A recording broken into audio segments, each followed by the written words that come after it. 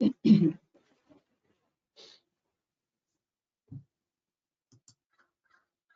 very beautiful morning to the diligent team of the College of the Kenyans from United States, and a delightful evening to the enthusiastic staff members and career-oriented students of St. Xavier's College from our neighboring country, Nepal.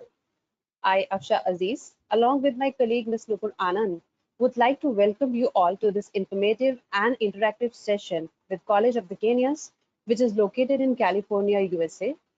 College of the Kenyans has a proven history of gauging the students who aspire to be enrolled in highly ranked universities in the United States to the required level. They have laid a foundation pathway to those students in achieving their goals.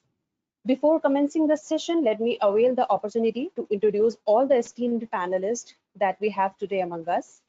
So, from the College of the Kenyans, we have Dr. Jai Cheng Levin, Dean International Affairs and Global Engagement.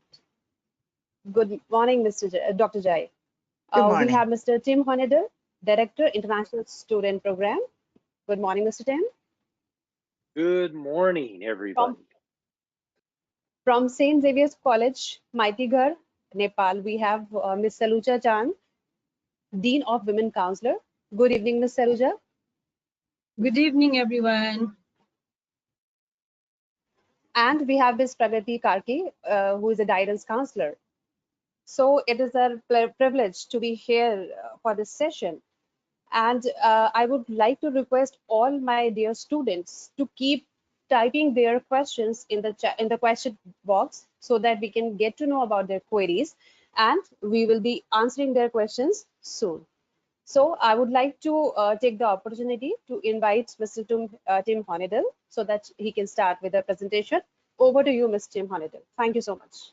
Excellent. Thank you so much. What a pleasure and privilege to be here today talking to you, because in the world of higher education, there's so much happening and a lot of confusion. So we're going to straighten all that out today, and we're going to create hope and opportunity.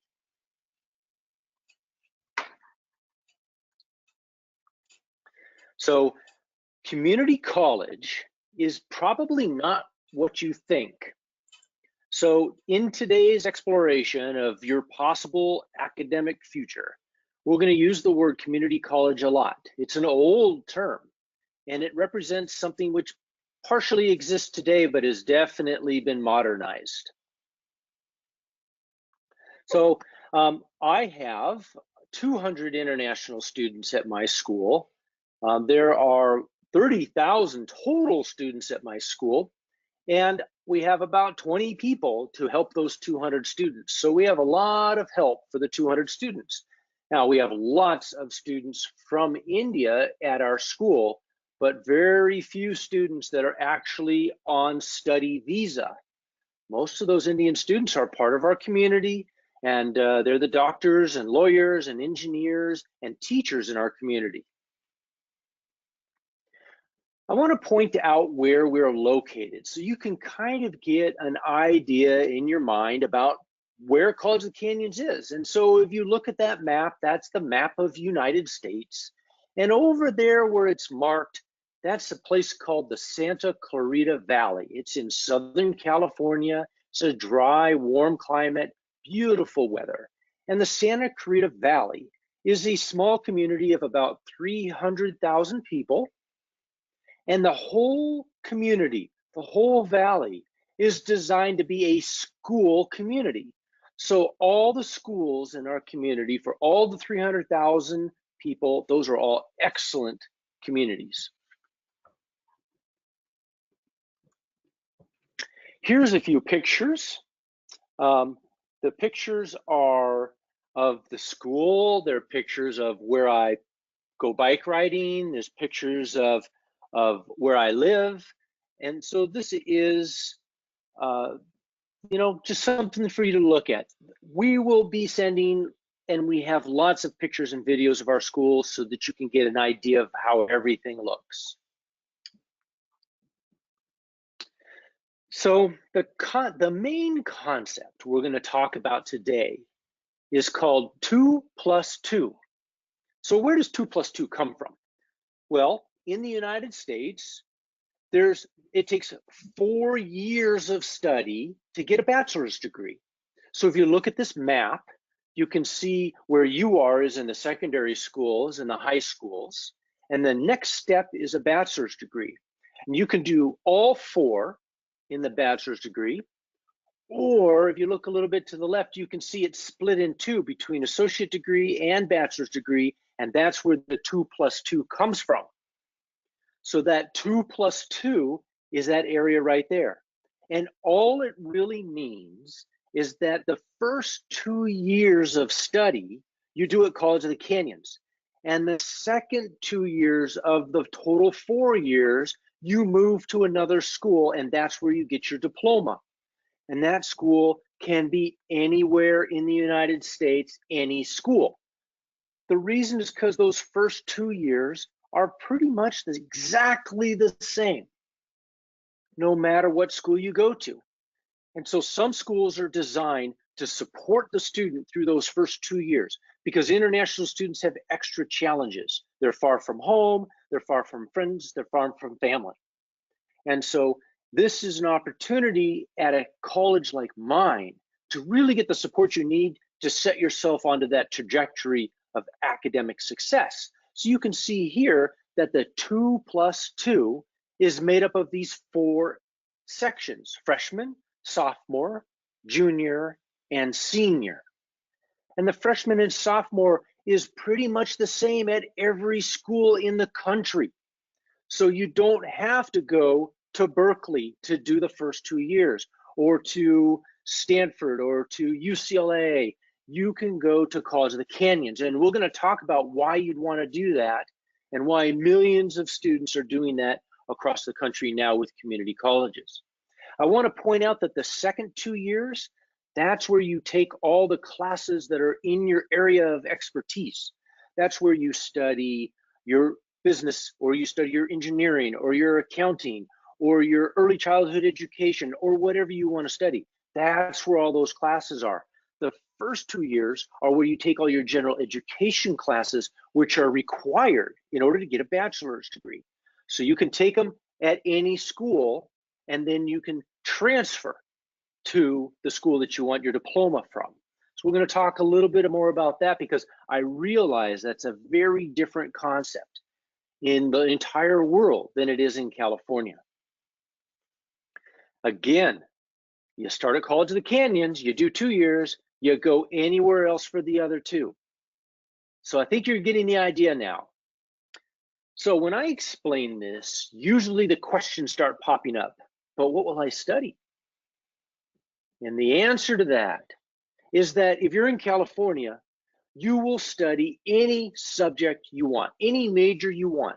You tell me what you want your diploma to be in, and I'll get you to that school. And you don't have to decide before you get here. You've got 2 years with me to explore and figure it out. So you can study anything in California. All right, I'm going to turn this back over to our hosts for a poll.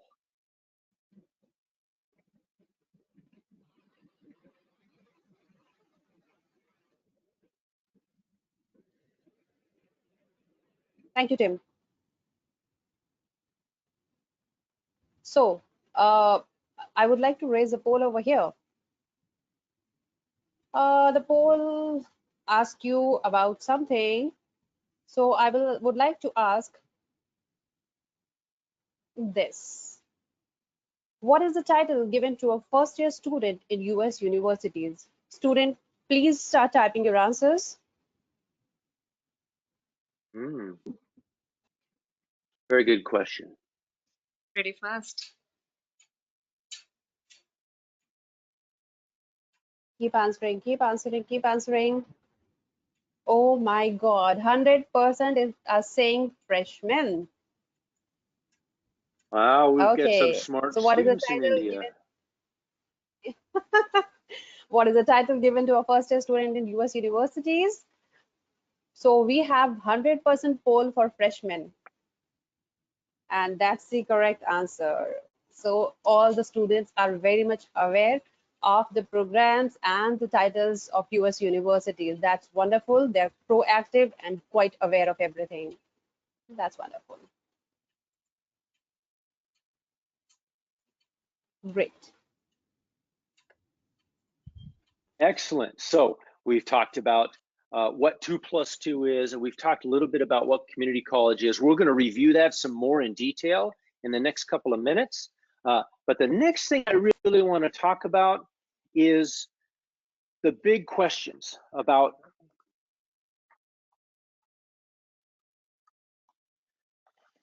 students. They always want to know these things. Where will I live? What food will I eat? Will I have any friends? You're going to be a long ways from home. And you're going to be studying and spending a lot of time doing homework. So you're going to want to know these things. So let's talk about them. So the first one is, where will I live? Well, you know what a dormitory is. You've seen it in the American movies. You know, you go to a dormitory, there's lots of parties. That's not really what college life is in the United States, not at my school. My school is a study school. So you're going to live in one of three places. You're going to either be living with an American family, which is the best thing to do when you first come to the United States, because they're going to help you with meals, how to get around town, how to navigate in the college, all of those things. Another place you can live is you can live in an apartment with your roommates. And that happens usually the second year, the sophomore year. Somebody transfers to Berkeley or MIT and there's an extra bed. And so you move out of the American family and you move into the apartment because you think, wow, now I can play video games whenever I want to. And so you try that for a while. Your third choice is you can stay at home, right where you are now for the first year and do your coursework. So you really have three choices when you do community college. And we'll talk some more about the stay-at-home part a little bit later. But this is where you live. There's not really dorms like you think of dormitories from the movies. This is a study school. You come to this school for the purpose of developing excellent academic skills, and you develop the beginnings of your academic credentials. That's what this school is for. So we talked about where you're going to live.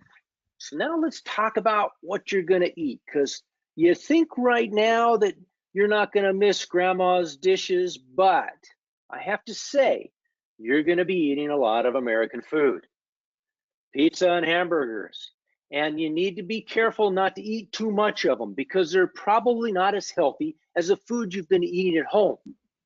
We also have grocery stores, places where there's a beautiful display of all sorts of materials so you can make your own food. And if you're with an American family, usually you'll cook in conjunction with them the recipes that you're used to. You'll get the spices and the instructions, and as a group, you know, on Sunday, you'll get together and you'll make up that special dish, which is one of your favorite foods. The family can't wait to try the new food. You can't wait to get back to something you're familiar with. It works out really well. So I think that's going to be good. You're definitely not going to starve. So we talked about where you're going to live. We talked about what you're going to eat. Let's talk about friends, because you are going a long ways from home.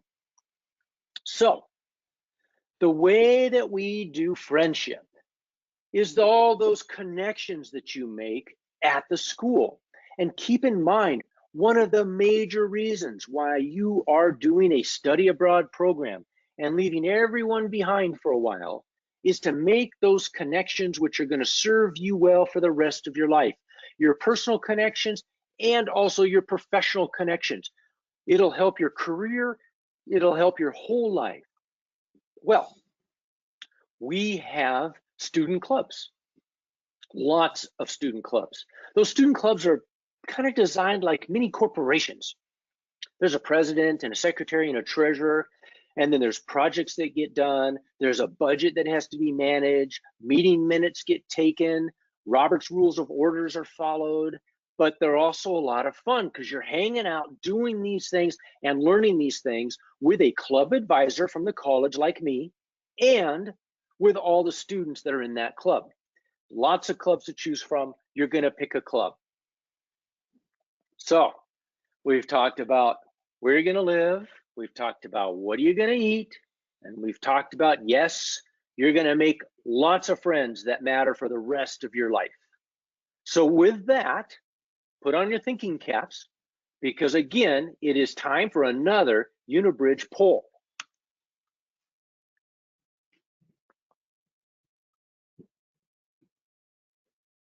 Thank you, Tim. So I'm coming up with another poll. I'm sure I will be getting a correct answer for this as well. Okay, here it comes. How many total credits are required to complete an undergraduate degree in the USA? And the options are 150, 30, 120. So we have started getting responses to this poll. 13% are saying 150, 27% are saying 30, and 69% are saying 120. I can see the fluctuation in this, the responses of the students now. 5% are saying 150, 15% are saying 30, and 81% are saying 120. Okay, you still have 2 seconds left. Keep answering the question. Yes, yes, yes. Okay. Tim, what do you think? Will 100% students be able to answer the correct response? I think that this is a tough question. It's a tough question because, you know, we want you to focus on your studies and we'll manage the credits. But this is an important thing to understand. And so when we see the results of the poll, we'll see how many people get the right answer. Okay. So 94% have voted. I am not sure why the rest 6% have not voted. Okay. So now 83% are showing 120, 10% are saying 30, 8% is saying 150. Good. So let's talk So about the that for a minute. poll, yeah. So So 30 82% are saying 120. Yeah. So 30 units, the 30 number, that's how many units constitutes a level like freshman or sophomore or junior or senior. So each level is 30. They can be called credit hours, they could be called units, they could be called course hours.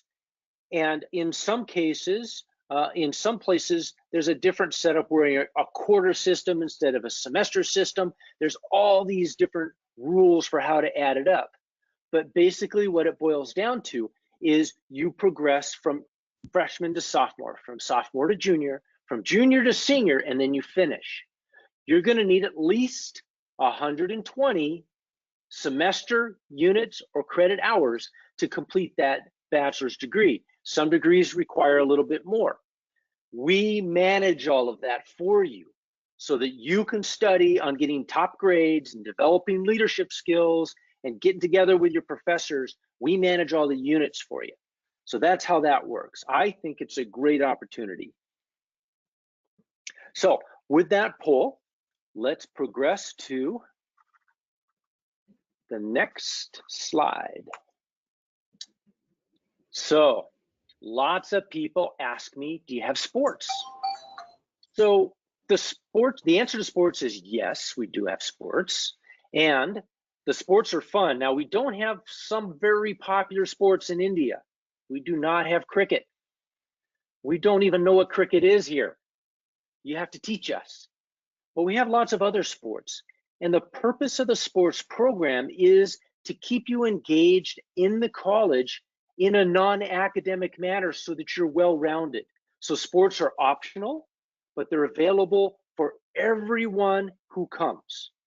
Okay, now, if you happen to be a Division I collegiate capable athlete, we're going to discover that very quickly. And our coaches are trained to know where in the country the Division I scholarship programs are that need exactly your skills, and they're going to get you matched up. So that's another part of the sports program. So sports is two things. It's that Division I match for that elite athlete, and it's also fun and health to make you a well-rounded student. Now let's talk a little bit about off-campus life, because everything isn't on campus. Some things are out in the neighborhood too. And in the United States, there's really three kinds of neighborhoods.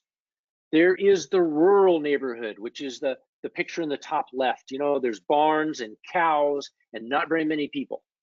There are schools in rural neighborhoods.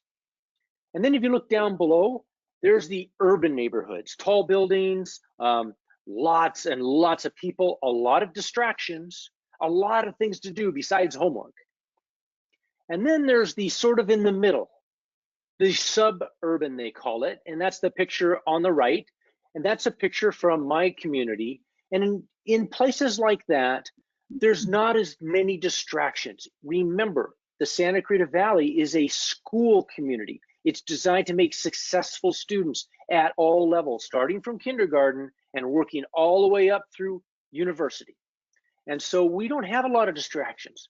We have fun things to do. There's beautiful hiking, great bike paths for bike riding. There's lots of shopping, movies, restaurants. There's lots of things to do. But it's not that distracting environment from the urban world. And you're not all by yourself like you are in the rural area. So when you choose a school and when you come to College of Canyons, you're going to find yourself in sort of that sweet spot, which is perfect for those first 2 years. After your first 2 years, remember it's 2 plus 2. The plus 2, you can pick one of those two environments depending on what you want to study and what you want your nightlife and weekends to be like. But by the time you move on as a junior, you've got those solid academic skills that you developed at College of the Canyons. So you can handle a little bit of excitement instead of doing your homework. So when you come to College of the Canyons, you're in that sort of that nest of safety and lack of distractions, very academically oriented. It's the perfect environment for the first 2 years. Okay, so next let's talk about in details 4 major benefits of doing College of the Canyons. We're going to talk about that there's no tests. We're going to talk about the tuition. We're going to talk about this work option, which is an interesting thing, which only happens through College of the Canyons and community colleges. And then we're going to talk about this guaranteed transfer. How do you know about that +2 part? How does that 2 + 2 work? Because it's such a different concept. So let's start with the tests that you need to take to come to College of the Canyons, okay? You've heard of all the tests out there. Here's the list of tests that you take at College of the Canyons. That's the whole list. If you are from St. Xavier School, we know everything about your academics. You do not need to take any tests. They're all waived, no tests. I know that's hard to understand and it's hard to believe. And it's like, well, wait a minute, are you a good school? Like, you don't need to show me tests to tell me whether or not you're going to be successful in completing a bachelor's degree in California. I'm going to make you successful when you come to me. So I can take any student and make them successful. You just have to want to do it. You have the ability, you've demonstrated it at your high school. Now all you have to do is take that ability, hone it to the university level and move on. And I don't need a test for that.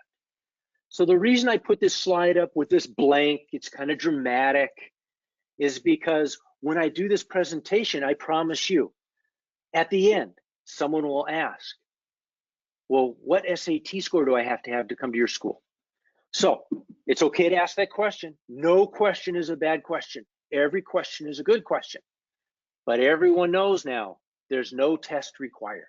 All right, moving on. Let's talk about cost, because you can do the first 2 years at any school in the United States. The classes are the same, right? We talked about that. But the cost is not the same. Now, I know you don't have to pay for it, your parents pay for it, but it's still an important part of the family economy. This is a big investment in the family for you to travel to another country, get a US degree, the reason for that is to make your career opportunities blossom. So let's talk about that cost, because College of the Canyons, thanks to the state of California, is one of the lowest cost institutions in the United States. We have lowered the price to the lowest price possible in the state of California. And so there's no reason to charge extra money. We don't need that prestigious high fees. Now, it's easy for me to say that it's really inexpensive at College of the Canyons, but remember, it's 2 plus 2. So the plus 2, you pay those extra fees. Now, the California State University system is excellent for Indian students. They specialize in master's degree programs, and I think every Indian student should get a master's degree. So the California State University system is the least expensive, but they're still more than we are. They're about double. So you're still, when you do the plus 2, you're going to get the opportunity to pay the extra money. So you don't need to pay me the extra money.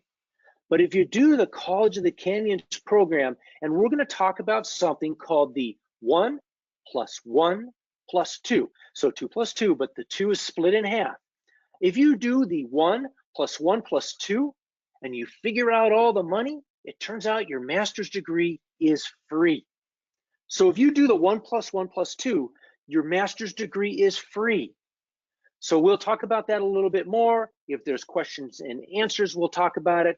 But it's a great opportunity for students from all over India to get a US master's degree and then go back home and get to work. All right, we're going to talk about work here. So the next thing is this work option.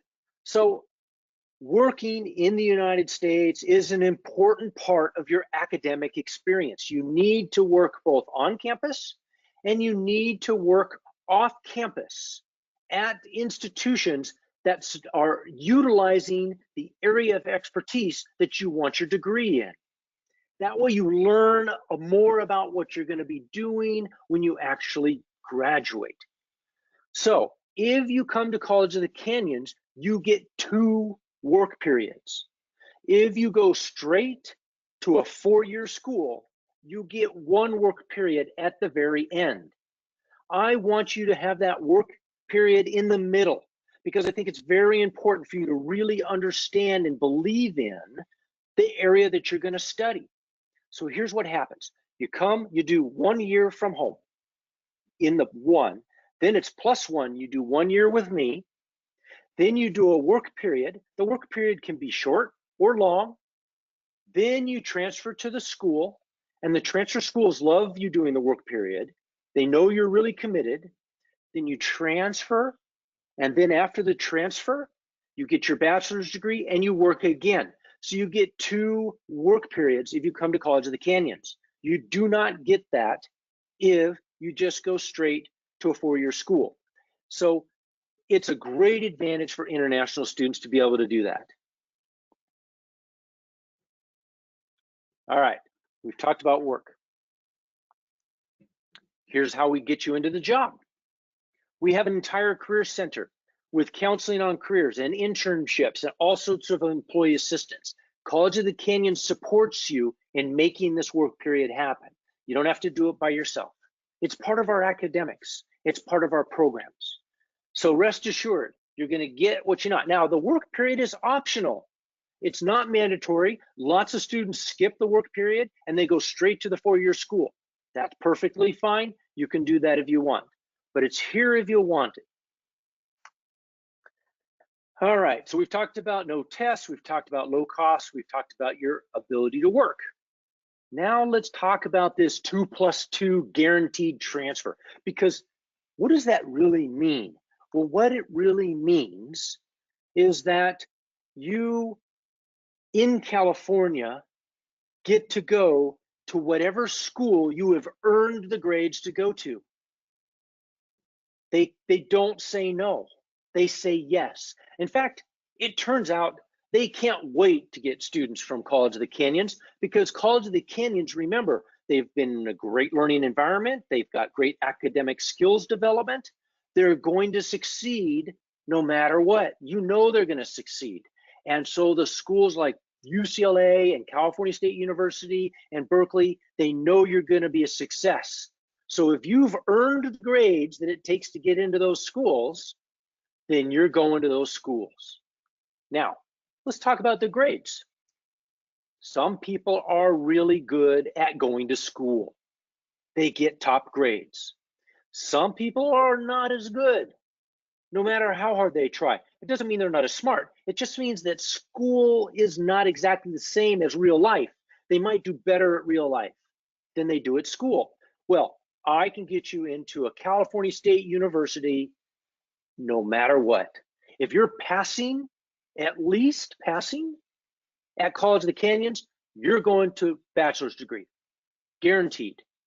So rest assured, we will coach you through all of this. We will find the best school for you depending on your skill sets and what you want your degree in and what your budget is. We will find a way to make this work. All right. So with that, we've talked about all four of these things. These are the four benefits.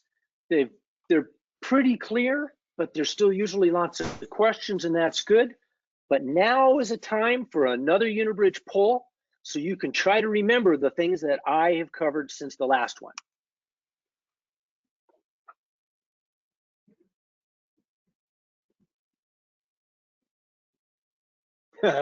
A trick question. I like it.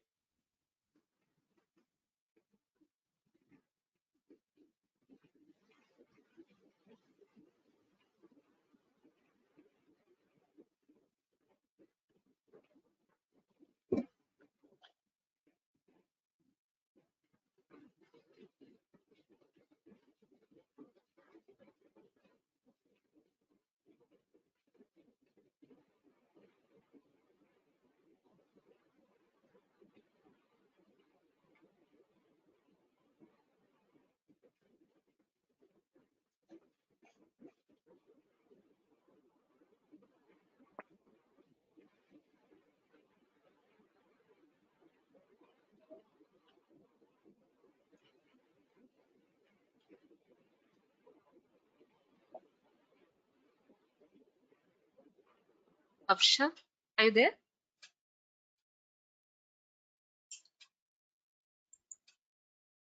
I guess we can, um, carry on with the PPT.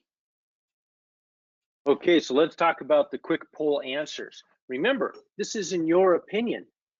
And so different people are going to have different values, but remember, all three of those are the right answer. And you get all three when you come to College of the Canyons. So next, let's talk about where are you going to transfer? Let's really kind of do a deep dive into what does this transfer thing mean and where am I going to go? So if you're at College of the Canyons, and you can see that we're here over in the bottom of California, that's a map of California with some of the beautiful features, everything from Mount Shasta down to San Diego. And you're going to be able to transfer to one of 23 California State Universities. That is a guaranteed transfer. You get to go to one of those schools no matter what your grades are, as long as you pass College of the Canyons. All right? Those schools, some of them are very prestigious and have very prestigious programs, and their master's degrees are very prestigious. So if you're going for a master's degree, California State University is an excellent choice. The next is the University of California system. That's the famous system with the famous UCLA and Berkeley in it. Well, there's 9 campuses there that you can go to. The real reason for going to University of California is because you intend to pursue a doctoral degree. So you're going to go to one of those 9 for a doctoral degree. You need to demonstrate academic excellence to qualify for a doctoral degree. So you're going to be really striving to get very, very top grades to get a doctoral degree. And of course, I can transfer you, like I've shown you in the other pictures, anywhere in the United States. Lots of private schools, lots of famous schools. If you've got an auntie in Chicago, you can do your +2 in Chicago. So we can get you anywhere you want to go. We just plan for it and you're set. Okay, so that's kind of more like, where can you really go? It's right there. So the next question I get is, there's a lot of students who say, wow, this sounds so prestigious. It sounds academically rigorous. Your classes are the hard classes. You just said they're all hard. So the big question is, can you do it? Well, I have to say, I have yet to find a student who wants to do it, who does not succeed. So I'll give you some examples. And some of these students they're not extraordinary students. They're just committed to being persistent at trying. Darian got accepted to all these UC schools, and he ended up going to UCLA because UCLA is right down the road from College of the Canyons. Jared got accepted to all these schools. He chose Berkeley because Berkeley is one of the most famous schools. They offered it to him, so he said, okay, I'm coming. Dana got accepted all across the country, and lots of our students get accepted all across the country. She chose Berkeley. It's in California. It's one of the best schools there are. And then we've got Mose Park. You know, when Mose came to my school, he barely spoke English. And then he went to UC Berkeley, one of the top schools in the world. Now, is he an extraordinary student? He is a dedicated student who is committed for 2 years to doing his absolute most to accomplish his goal, which is to transfer to any school he wants to, which means he's got top grades and he has lots of choices. John Garzon, great example.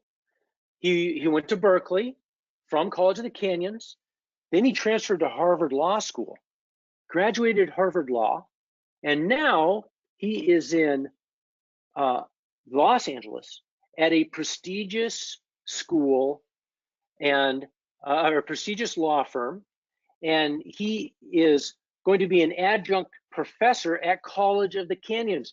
He could teach anywhere in the world. He's a Harvard graduate, but he came back to us to teach because he wants to give back to students. He was not a good high school student. He was a bad high school student. No one knew what his capabilities were because they didn't blossom until he came to College of the Canyons.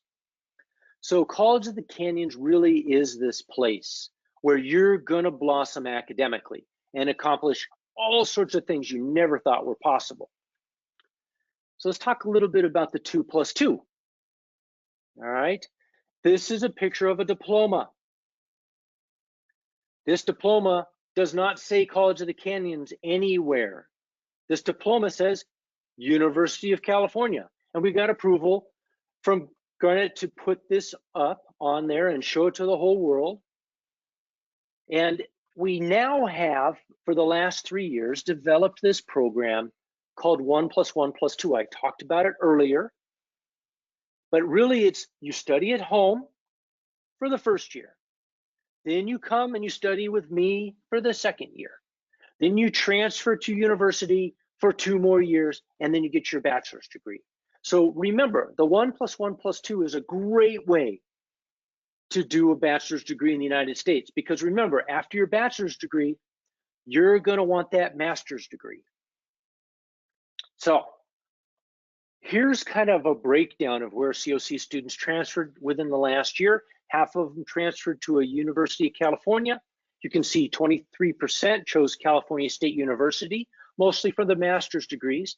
And then the other 25% went to various schools, including some Ivy League schools. Now, California has excellent top-notch schools. So students usually stay in California. And that's why we have this strong UC presence in our international students. All right. Now, this is just international students. Lots of students graduate from College of the Canyons that are local students. So this is just what's in front of you. Okay.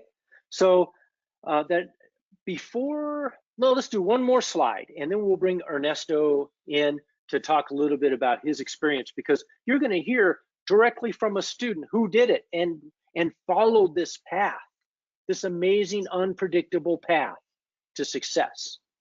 So, but the next slide is a key slide.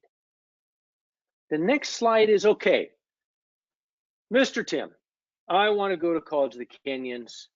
What do I do next? Because you may not be ready to go now. It might be a year, maybe 2 years. We'll see when you're ready. So what do I do next? It's very, very simple. You write me an email. You send the email to this address. You say, I'm ready to go.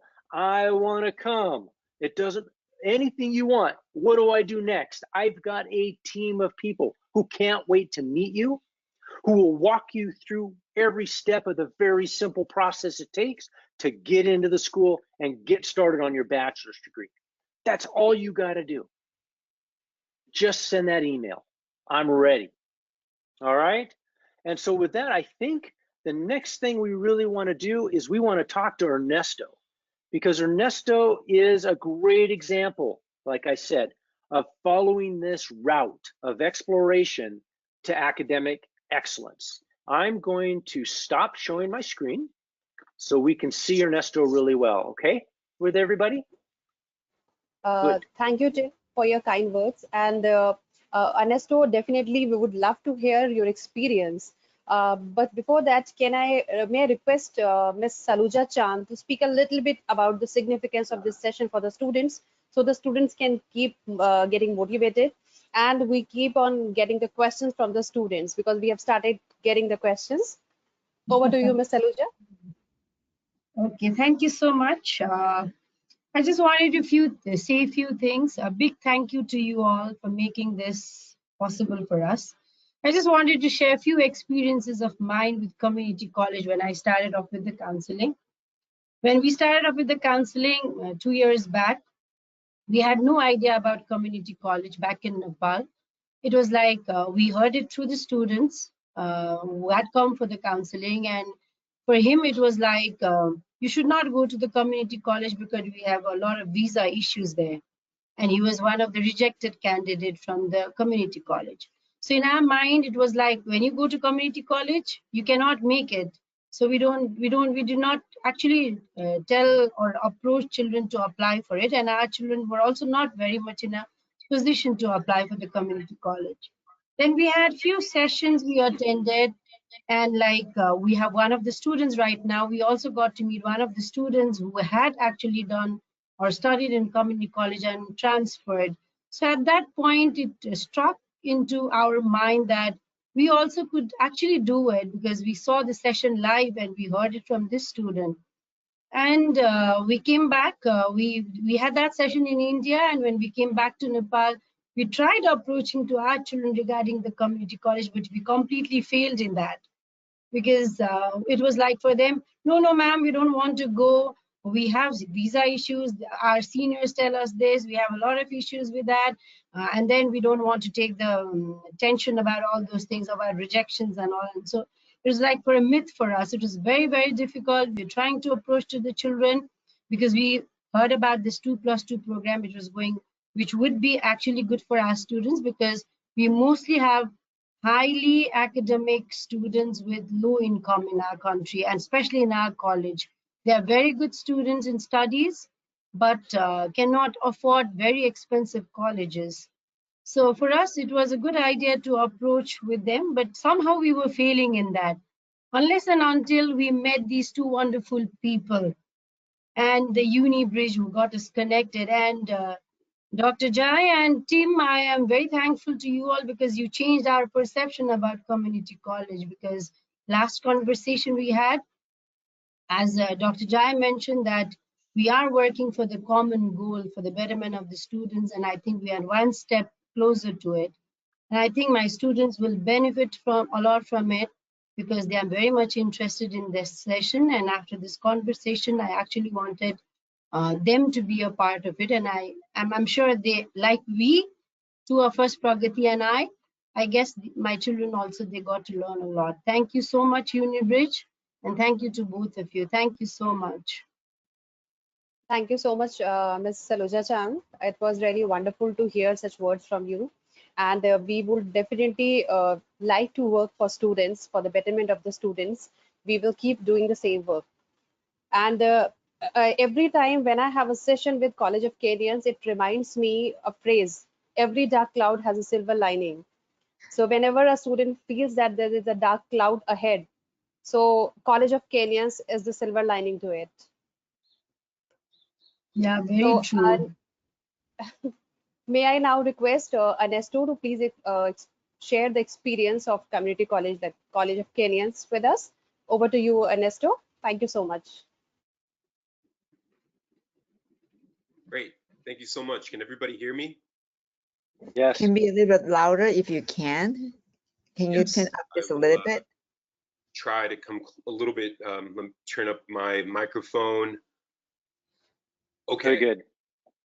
Excellent. great. Hi, everybody. So pleased to meet you. My name is Ernesto Ramirez, and I'm just going to talk a little bit about first my background, where I'm coming from, um, then my experience with higher education, specifically in the Southern California region, but now more broadly within the American South.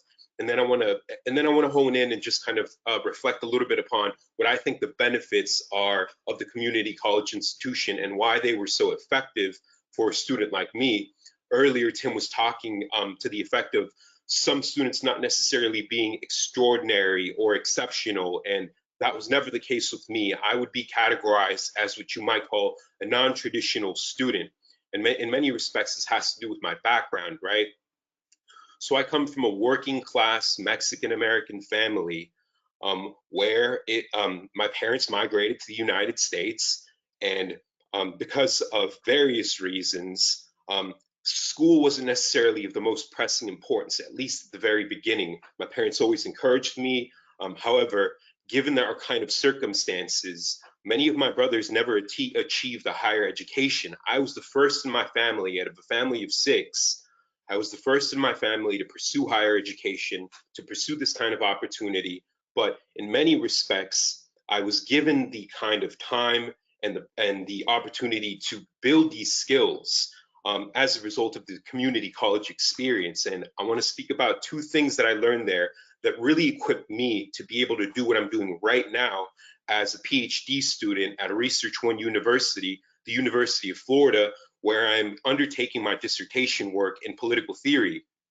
But two primary qualities that I think make an institution like College of the Canyons outstanding, right? First is quality teachers. Teachers at this institution, many of whom have appointments over at various UC institutions, are first and foremost approachable, are down to earth, are look at students coming from these kinds of backgrounds, and they're able to have these personal and intimate relationships with them, like I, for instance, had and developed with Dr. Jai Cheng Levine, who I'm working for today. And we actually I started out as her student. I was involved in many activities and many student groups on campus, and eventually we developed a relationship. And now we have another more robust relationship, right? But number two, so in addition to these to quality teachers, this institution, there are smaller class sizes, right? Smaller class sizes with many of my colleagues enabled us to have and develop these strong conversations where we can talk and exchange and build friendships and forms of solidarity, right?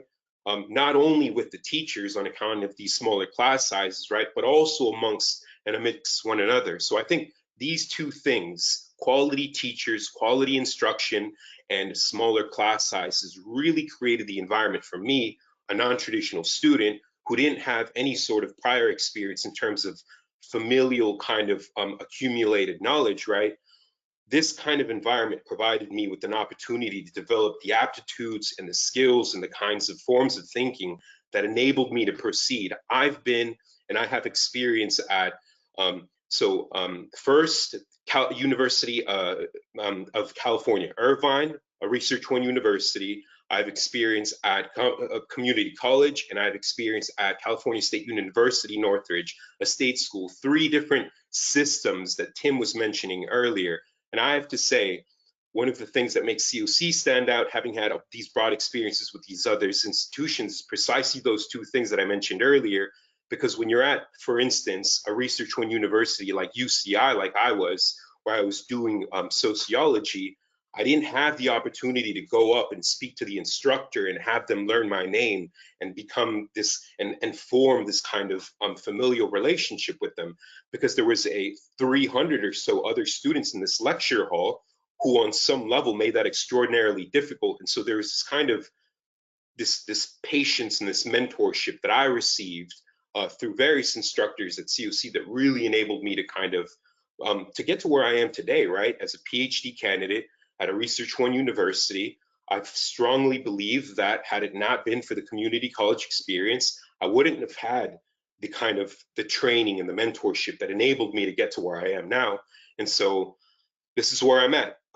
You know, again, furthering and advancing my research and my scholarly work, but I think many of this has to do with what I experienced in and through my participation at community college, but specifically College of the Canyons. I'd be happy to answer any more specific questions. That's generally my broad trajectory in terms of my background, my experience in higher education, and really how I got to be where I am today.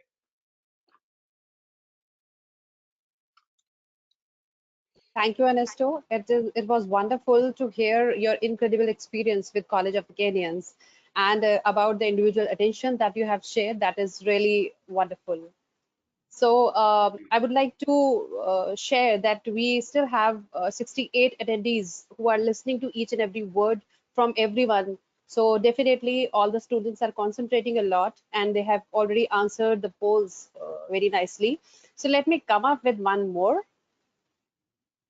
As the students have already understood about the pedagogy at College of the Kenyans, and definitely they must have experienced, if not experienced, they have heard about the experience of studying in the United States.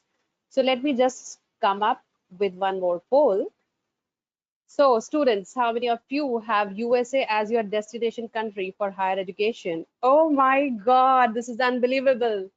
100% said yes. Okay. No, now the voting has increased a little bit. So 75% have voted and 89% are saying yes and 13% are saying no. Okay. Keep voting, keep voting. 87% have voted. 83 are saying yes, a big yes, and 17% no. 80% yes and 20% no. 92% have voted. So out of these 68 students, I believe almost 60 or 58 must have answered the question. So 80% are saying yes and 20% are saying no. And I'm sure that with your convincing power, College of Kenyans will make it 100%. Thank you so much for voting this. Yeah. So now I would like to request Dr. Jai to speak a little bit about College of the Kenyans, and then we would like to start with the questions that have been shared by the students. They have been eagerly waiting for their answers. Over to you, Dr. Jai. Thank you. Thank you, everyone. Thank you, Saluja. It's people like you at your school that actually open-minded. You know, I'm sure UniBrijj will tell you some of the schools that knock on the door. They're saying, "Oh, come to college." No, no, we don't want that. Our students can only go to Harvard. You know, most people realize that to get to Harvard for international students, really one of the best ways is to go through the community college system. I just have to say a few words about Ernesto. He was my student. Now, Ernesto, I've known you at least 12 years now. I've seen a student grown. I've been in higher education in the United States for almost 30 years. And as you can probably see from my face, from my accent, I didn't grow up here. I didn't grow up in the United States. I came to the United States when I was 25 years old. I came here for master's degree and a doctoral degree in English, actually, in post-colonial theory.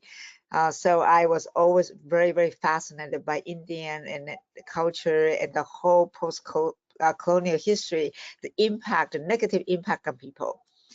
So I'm really happy right now, just because I know, okay, most students are from Nippon, India, because of this wonderful connection. But going back to students, and I think if you look at the world today, and let's kind of go to a little larger context, right?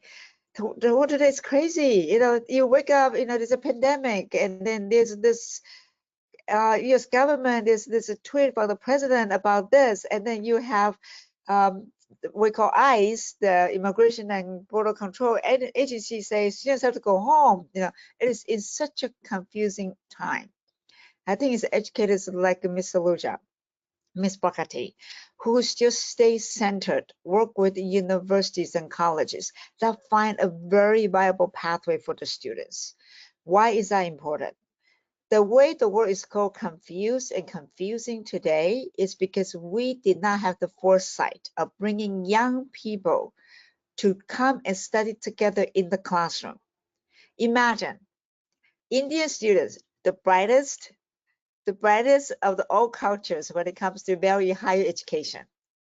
Indian students and Indian culture and Napoleon student Indian culture's intelligence with the United States resources. Then you put those students together in the classroom, they will find any kind of viable solution to the world problem. So what I want to emphasize is the reason we're into higher education, like the way we are, like Tim and I, we got up at 6 o'clock in the morning because we want to talk to you. And why is that important? And Ernesto got up at 6 o'clock in the morning. Ernesto and I were like 9 hours. We're going to bed at 3 o'clock in the morning. We're here because we believe in fostering a better future for all. And the students on the other end, although I cannot see your faces, I hear you. I can sense your eager desire to create a better future for you and your family. For in the subcontinent, in the continent of what we call Asia, right? We value education because we know education is the only way and the best way to go what we call the social mobility. But your mobility not just for you, you want to do it for your family. And that's why students would never give up. International students don't give up. They come to us, they're confused, they don't know what to do. But they stay with the course. Part of the reason I love working with Mr. Tim is students love him, absolutely love him, because he cares. He cares so much. What you will do with any issues, any problems, we will work to our best, days in, day out, to solve the problems. My experience as English professor with students like Ernesto, at the beginning, what are you going to do, Ernesto? Don't know. Ernesto, you need to write better. Okay. Right? Ernesto, how's your math? Not good. Ernesto, Yeah, what do you want to study? I don't know. Maybe sociology, the professor is really good, going to take classes. Those are just some, it's a very close and intimate relationship that we have at the college campus with students like Ernesto and like you who are going to come. The reason that's important is you have on-campus environment. That's what's going to shape who you are into some areas that you will thrive, and then you can solve the world problem. You can win a Nobel Prize winner, become Nobel Prize winner. We know you will because you're persistent. If you dare to make that decision to come to the United States study, like I dare to, I got no money. My family had more. We were so poor. Ms. Saluja talking about your school, your area may not have students with good financial background. My background, we were dirt poor. 7 years old, we came home. My mom said, I don't know if I have rice for you. That's how poor we were. So I didn't come to the United States with scholarship. I didn't come to the United States with a lot of background. My background is so much like Ernesto's. So you have people like me at my college knowing what it's like to be international students. You have people like me who have worked with students like Ernesto and then hundreds of international students on our campus to know what it's like to feel scared, to feel lonely, to feel uncertain at times. But at some of the time, we also know because of intelligence and determination, when you meet a professor who can inspire your passion, we know you will be absolutely nothing but the best on the American soil. So regardless of all the crazy things that you wake up to this morning and all the bad news about the world, about the United States, if you look at the people on this screen, why are Mr. Luja and Pragati stay so late?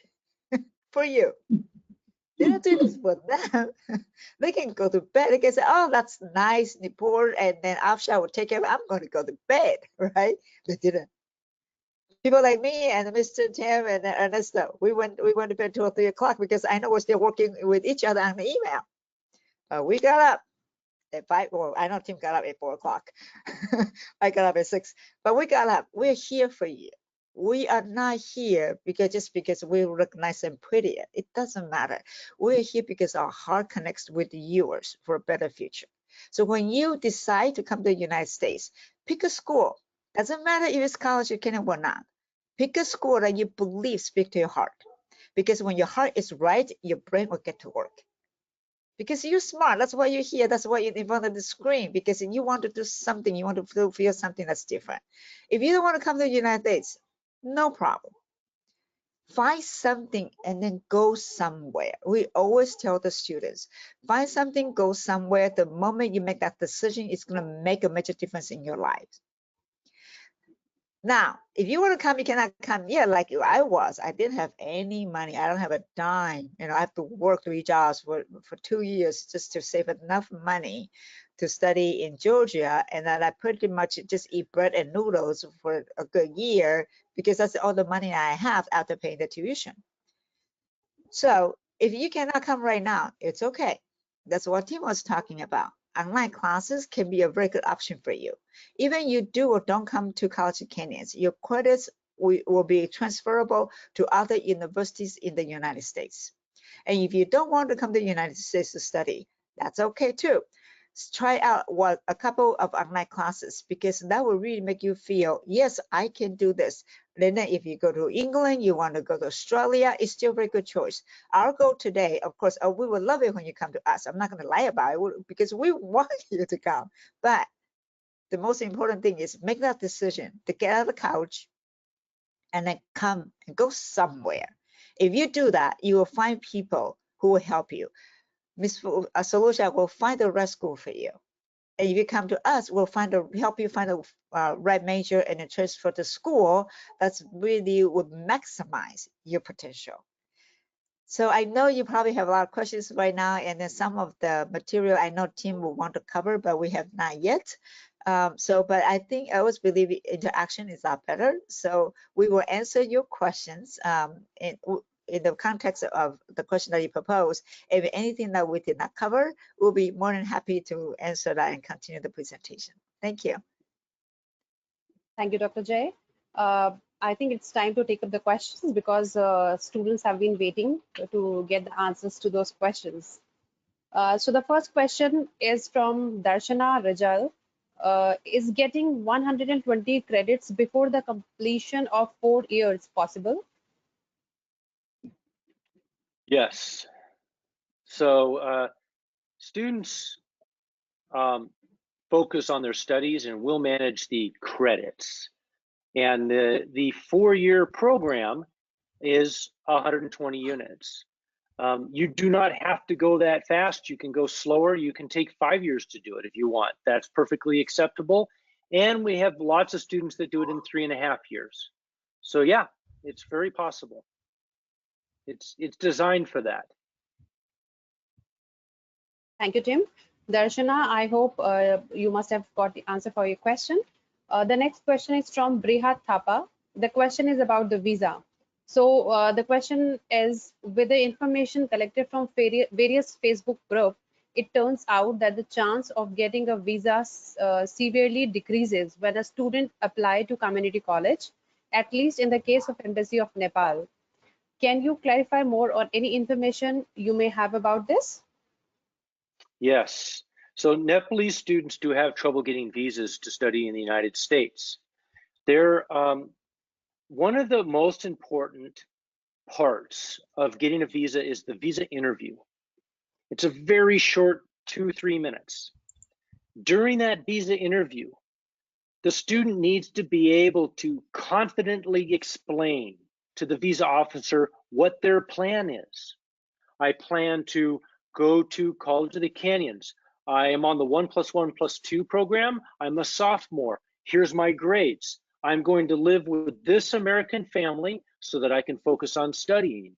I'm going to transfer to this school, California State University, Northridge. I'm going to pursue this degree, and then I'm going to come back.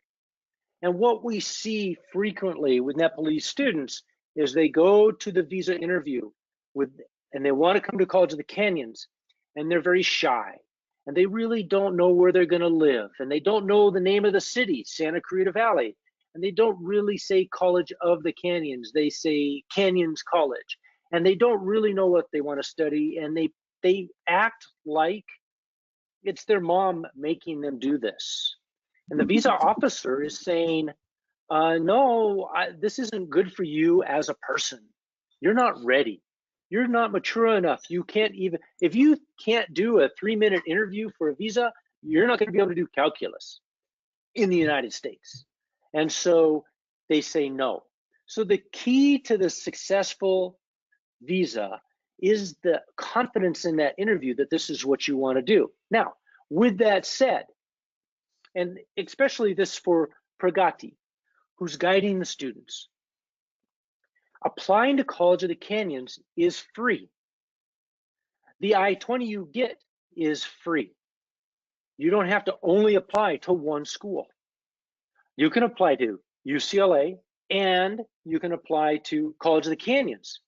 And if UCLA accepts you and you want to go to UCLA and that's really great and your family can afford it and everything, then do the visa interview for UCLA. If you can't, do the visa interview for College of the Canyons with the intention of transferring to UCLA. If UCLA doesn't accept you, you still have College of the Canyons, and then you can transfer to UCLA in 2 years. So you don't have to only apply to one school. Always apply to College of the Canyons, and then apply to other schools as well. If you do a visa interview for College of the Canyons and they say no, sign up for another visa interview for UCLA. If they always say yes to UCLA, then you're in, no problem. Go to UCLA, that's fine. So you don't have to only do community college, but you should try community college, because if it works, think about how much money you're going to save, think about the odds of success going up, and think about the great community that you're going to be in at College of the Canyons, and think about that master's degree, because I really want students focused on that master's degree. That's what they should be aiming for. You can change your mind later, but you should be aiming for it. So that's kind of how the visa process works. We do visa interview practice at College of the Canyons for students. So all of you can sign up and you can do this right here, and I'll be the mean visa officer. And then I'll give you a report back on how well you did. And then you can practice and we can do it again. So it's, you want to make it so that if you don't get the visa, it isn't because you didn't demonstrate a commitment to doing academics in the United States. You want to remove that. They don't give you a visa, they don't give you a visa. You never know why. But just make sure you take that out of the equation. Can I add one thing? And then I think one element that Tim briefly mentioned is very important is where do you live? And you might not see that as connection. And we have a speaker that I want to bring him on to help answer this question, and I think would help tremendously to ease your anxiety a little bit. You come to College of Canyons or you go to anywhere to study outside Nepal, you're going to be worried. Doesn't matter you go to England or doesn't matter you go to Australia, you come to College of Canyons. The moment you get off the airplane, where are you going to go, right? Let's say you get a visa. Now, before you get a visa interview, what Tim says, if you don't know where you're going to live, if you don't know what the city and the place is, the visa officer is going to say, are you a serious student? I don't even know if you truly want to go there to study. So what Tim had mentioned, we will help you with visa interview. We do a lot of mock interviews. We have students who actually had no idea, of no hope of getting visa, getting rejected a couple of times, and then come and practice us the third time got their visa. And there are two factors that I attribute to it. Two, we practice with them so they know exactly, truthfully, we want them to be truthfully and exactly how to answer the question. Two, very important, they know where they're living. because community college, part of the reason they're not getting visa is community college doesn't have dorms. When they don't have dorms, and then the visa officers look at, you're going to go to community college. We don't know where you're going to live. Are you going to, is everything going to be safe, okay for you? So that's part of the reason we partner with Mr. Andy, and I'll bring him up in just a second. You're going to be on campus 8 hours a day, or maybe 12 if you stay at the library a long time. But the rest of the time, your living environment is as important as your campus environment, because when you have a good campus environment, that's when you can do well with the living environment. And then when you go to that visa interview, you tell the visa officer, this is my homestay mom. This is the address I'm going to stay at. This is where I'm going to live for the coming year or two when I'm at the College of the Canyons. That enhanced tremendously your ability to get visa. So with that opportunity, I want to just very quickly bring in Mr. Andy. So just kind of talk about who you are, what you do, and then how you help the students before even they come. And in some ways, that also what I strongly believe attribute to student success getting visa. Andy?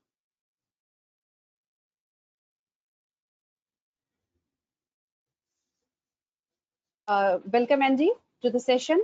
Thank you so much for taking out time today to explain something about to the student from Nepal about the housing facilities that you provide and you take care of. Over to you, Andy. I think he's muted. I'm trying to unmute him, but I don't think I can. Can you do that? Okay, I'll just try. I think Okay. I got it. You good? Yes. Hi. Yeah.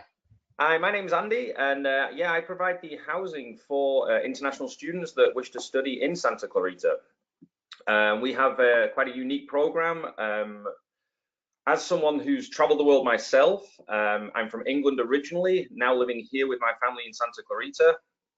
I know what it's like to be that person who doesn't know the next step once you get off the plane, or if you don't speak the language fluently, or if you get, you just don't know where to go once you arrive in a country. So we do provide, the safest of housing here. I do background checks on all the homes, and I make sure that you are safe every step of the way. From the moment you put your application in with me, I match you with housing that best suits your needs and requirements. We can do shared housing if you have another friend you wish to live with. And on the, since we're talking about the visa side of things as well, like Jai was saying, once you go for an interview and you have an actual address of a place you are staying and a contact with the host family, because I will connect you with your agreed host family way before you arrive here. So you can talk, you can ask questions. I will provide you pictures of the homes when I go personally to visit the homes, but if you want any extra pictures, you can talk to the host family, say, what's the bedroom exactly look like, how big's the closet, those sort of things, whatever you're in needed or interested or things like that. But that shows that you have a connection with a home family here. I can also issue you a letter from me on company letterhead that says you have come through an American company and you are staying with an organized housing establishment, and it's a genuine family, and you're going to be staying for 1 semester or a year or 2 years, whatever you're agreed to stay. And all these things emphasize and reinforce your intent to stay in the country, to study, and then go home or go back to your own country, things like that. It's every little thing helps reinforce your commitment to this program. So staying with a host family, not only is it safe, it's secure, we know where you are, the host family can talk to your parents and vice versa whenever they need to. Also, the host families will provide meals. So like we were saying before, if you don't know where to eat or you don't know what to eat or anything like that, the host family will provide breakfast and dinner. So you are guaranteed 2 meals a day. You can go with the host family to the store and point out what you want to eat, what you want to try. They will cook it for you. And if you feel confident or you want to cook your own food, the kitchen's obviously open to you. But the host family could buy the food and then you prepare a meal from your own country. to share your cultures with the host family as well. So it's just these sort of things to make you feel more confident, more comfortable in your home. And like Jay says, you will be spending a lot of time there. You're only in school 8 to 12 hours a day. So the other, 12 to 14 hours, you're going to be at home or exploring Santa Clarita or something like that. So you want a safe environment to be in, and you want to, know that the home is there when you get off the plane. And talking of the plane, me personally and the host family will be at the airport when you arrive. I'll be stood there with a big sign. I'll have a welcome pack with some things for you, sunglasses or a bus card, a phone card, any maps of Santa Clarita, all these sorts of things, just to get you ready to go in Santa Clarita. Because like I say, I've been traveling the world most of my life. I lived in China for a year teaching English. So I know what it's like to be in a country where I didn't speak any of the language and couldn't even read, let alone speak. So it's just good going off my experiences of traveling and being that person. I know how to ease into every situation, and it's just little things that make all the difference. Just so the second you land at the airport, I'll be there, scoop you up. We'll take a selfie together, and I will personally text your parents just so your mom can relax and breathe that you are here and you are safe and I have you. And then we'll go to the home, and then we can take more pictures when you're at the home if you wish, just for peace of mind for the parents. Once you are here and you are settled, there's usually between 2 to 3 weeks between you arriving and the orientation at College of the Canyons, where you can, get orientated with the school and meet Dr. J and everyone else. So in that time period, that's where we try and get you as acclimated to Santa Clarita as possible. So where the school is in relation to your home, how to ride the bus, how to travel around, where the mall is, the shops, things like that. So in that time, that's where me or the host or both of us will take you to the bank to open you an American bank account, so you can have money transferred from your parents or things like that, just so your money is safe in the bank. We'll get you a new phone if you wish, or if you have an existing phone, the phone card I provide will help you set all of that up. We also, like I say about the bus, I will provide a free bus pass every month so that you can travel around Santa Clarita. You can explore with your friends or with the host family. And that does help with getting to and from school if you don't want to walk to school, because it can get hot here over the summer. So the bus can be a good option to get to and from school. Also in that time period, that's where we like to get together as often as possible on a non-academic level, purely fun. We'll have like a welcome party or at a local pizza restaurant or something like that, where we invite all the host families, we invite all the students, and we'll get together to just eat pizza and drink soda and just meet more people, because you'll meet people that's in exactly the same position as you, not on their own type of thing, but then you'll meet people, make friends, people from your country, if your classes from other countries. But that all helps break the ice on that first day of orientation. When you get there on orientation, at least you'll know one friendly face, someone you may have just said hey to, but on that first day, it will really help someone to sit next to, just to go through this process together. It's just all about making friends that you may become best friends with throughout this whole process over the whole 2 to 4 year program. And it's all just about making it as easy and as simple as possible. A lot of the hosts through this process, I use the same hosts over and over. We're always inviting new hosts to join, but a lot of the hosts are now friends. So sometimes the host will take 2 or 3 students out that aren't necessarily all living with them to go to Hollywood or the beach or whatever else people want to see and do. So it's just trying to make it like one big family. We'll get you all together. We'll make lots of friends. So you're making friends, school friends, before you even go to school. Other things we do before school starts, we'll have a bowling night. If anyone's interested in temping bowling, we'll take people there as a non-competitive ice-breaking bowling thing, just for fun. We also have Six Flags Magic Mountain here, which is a large theme park. If you're into roller coasters, I'll gladly take you there if you want to go there, because I'm always just looking for people to go on roller coasters with. So if you want to come with us today, no problem. Again, more ice breaking, more conversation pieces, something to talk about with new friends. So It's things like that that we try and do before school starts, because I know once school starts, you're going to be into it, you're going to be doing homework and everything else. But that being said, I'm not going to disappear on the first day of school. I'm still going to be here. The host families are still going to be here.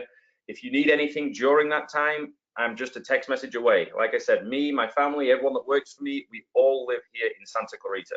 So it's not an email across the country. If you've got a problem, a question, you need help with something, I'm round the corner. I'm 5 minutes away, or someone will come round. So we're always here. And then even again, if you have problems through school, or you don't know who to speak to with classes or anything that's going on at campus, send me a message. I can talk to Dr. J and Tim directly. I'll go to campus on your behalf, get answers, anything like that, and then I can pass that information directly to you. If it's something you're not embarrassed, or you don't know who exactly to speak to, you can always come through me, and I'll find the answers for you.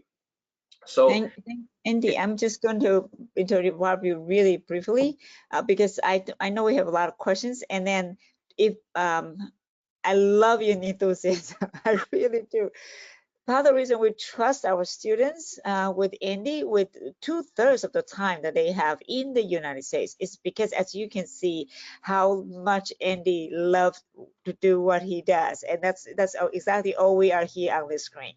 But I know we perhaps have just a little bit of time constraint, and then if we have more questions about a homestay, if you can stay on, great. If not, I know you're an extremely busy person. You have a lot of meetings to go to, and Tim and I would also try to answer all that. But I want to thank you because you make a direct question about visas sounded so much more hopeful. You know, if I were a student, I want to try to get that visa so I can go in and play with Mr. Andy and his family. That's what I'm here for. Yeah, it's thank you. Thank no you so much. No worries. Yeah. I'll stick around. Thank you so much, Andy, for making the students from a different country like Nepal comfortable with you by pricing them with the facilities that you will be providing them once they will be there at College of the Kenyans, and that too through a virtual meeting. Thank you so much for taking our time. And thank you, Tim and Dr. Jai, for answering the questions regarding visa in a very nice way and a very precise manner. And that I think that is the most important concern what the students have, especially from Nepal. And the option that you had given to the students that it will be like a demo session for them, how they can face a visa consulate. It's incredible. And I think that most of the students will be registering for that, if I'm not wrong. So moving to the next question from Srishti Pokhrel. What is the minimum GPA required for the scholarship? Good question. So let's talk about the scholarship first. The scholarship is built into the price at College of the Canyons, because remember, it's the least expensive school in the country. So that we already put the scholarship in, so everyone already has a scholarship. You're already paying the least amount. And so because of that, you don't need to apply for a scholarship. Now, with that said, there is a scholarship program at the college. It's designed to recognize you as a student and to connect you with a community member, a business owner, or something like that, so that you can expand your network of people that you know. That happens in the spring, and the GPA requirement for that is 3.0. Thank you, Tim. Moving to the next question. It is from Manogya Dahal. Most of the students opt to work part-time on campus for covering their accommodation. Could you please explain whether you have on-campus jobs for international students? A very good question. Yes, very good. When you do come to College of the Canyons, there are on-campus jobs. Now, the jobs, you're not going to make, and so your tuition is so low that you don't need to work in order to pay for your housing. So this money that you earn on campus is really you're spending money for the month. You know, it's your pizza money. So that's really what the jobs are. The purpose of the on-campus jobs is to give you the experience of meeting lots of local students so you can make lots of connections. So if you're working at the coffee shop or at the library or the chemistry lab, then you're meeting students, you're talking to those students, and while you're talking to those students, you get that opportunity to kind of exchange maybe phone numbers, get to know each other, and you make that connection. Thank you, Jim. The next question is again from Manogya Dahel. So it's an extension to the previous question, I would say. Most of the universities in the United States do not provide scholarships for international transfer students. Rather, they are willing to give scholarships to incoming freshman students. So will it be affordable for students to go through this pathway, as the students might not be able to afford their tuition fees for junior and senior years? You do want to pay attention to the price of things. If you can get a scholarship at a good university for all 4 years, then by all means, and you've been accepted, then by all means, I encourage you to go. The purpose of College of the Canyons and the purpose of our presentation today is to give you an option of one pathway to accomplish a degree in California. Now, we can transfer you anywhere in the United States, but we're very California focused. So if you find a school that's a good school, that's going to make it so your career blossoms when you finish, and they're going to give you a scholarship, then it's really hard to beat free. And so we will even call and ask me, and I'll help you figure out what to do. So the scholarship programs are directly related to the student's needs at the next school. You don't need a scholarship from me. I'm already built in. You need a scholarship at the next school. So if you go to a private university in the Midwest and they charge $40,000 a year for tuition, you're going to need a scholarship, because 40 times 4 is a lot of money. But if you're going to come to California and to go through the California State University system, all of that price is already less than half of that. And so the scholarship is kind of already built in. So do what's best for you. You need to make the best fit for yourself. Thank I you. guess Mr. Kapil is raising hand. He has some question. I would request him to type his question in the question box. After you may continue. Yeah, thank you, Nupur. Kapil, if you want, you can unmute yourself and you can ask the question. You are self-muted. Kapil, can you hear me? Okay, so moving forward to the questions, I think Tim has already answered even the next part of the question from Manogya, that was regarding the scholarship from universities of California or California State Universities. So I would like to move ahead. The next question is from Akash Shrestha. The question is, can we know number of Nepali students in College of the Kenyans? Yes, really good question. So in the whole college, there's less than a dozen Nepalese students, and there's no Nepalese students on student study visas. So the Nepalese students are people here on different kinds of visas, or they're recently become American citizens, or they have green cards, or they're linked to their parents who are here for work, and they're here on a study visa. So we don't have anybody in our program that's from Nepalese right now. We've had Nepalese students in the past, but we're very excited about having Nepalese students coming pretty soon. And we hope that some of you are those students. Thank you, Tim. The next question is from Laios Thapalia. I think he has left. But this question was regarding the visa issue that we have already discussed. So I would like to move ahead. The question is from Sharing Sherpa. Would you recommend the 2+2 course or 1+1+2 course? So she wants, I think he or she, I'm sorry, I'm not sure. So the student wants to know about your opinion, Tim, which course would be preferable for the students? Is it 2+2 or 1+1+2? I think the 1+1+2 is the best.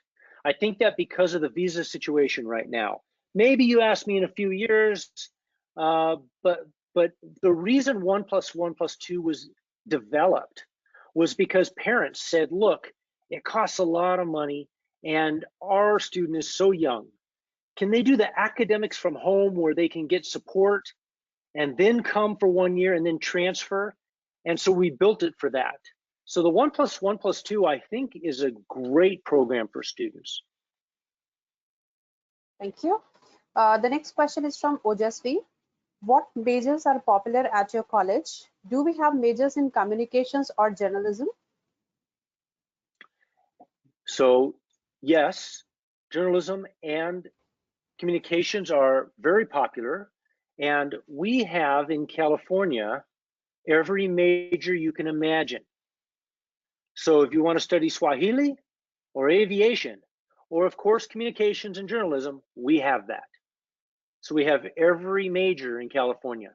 You'll study at College of the Canyons and you'll begin that exploration of that major, and then you'll finish that major at the school that you transfer to.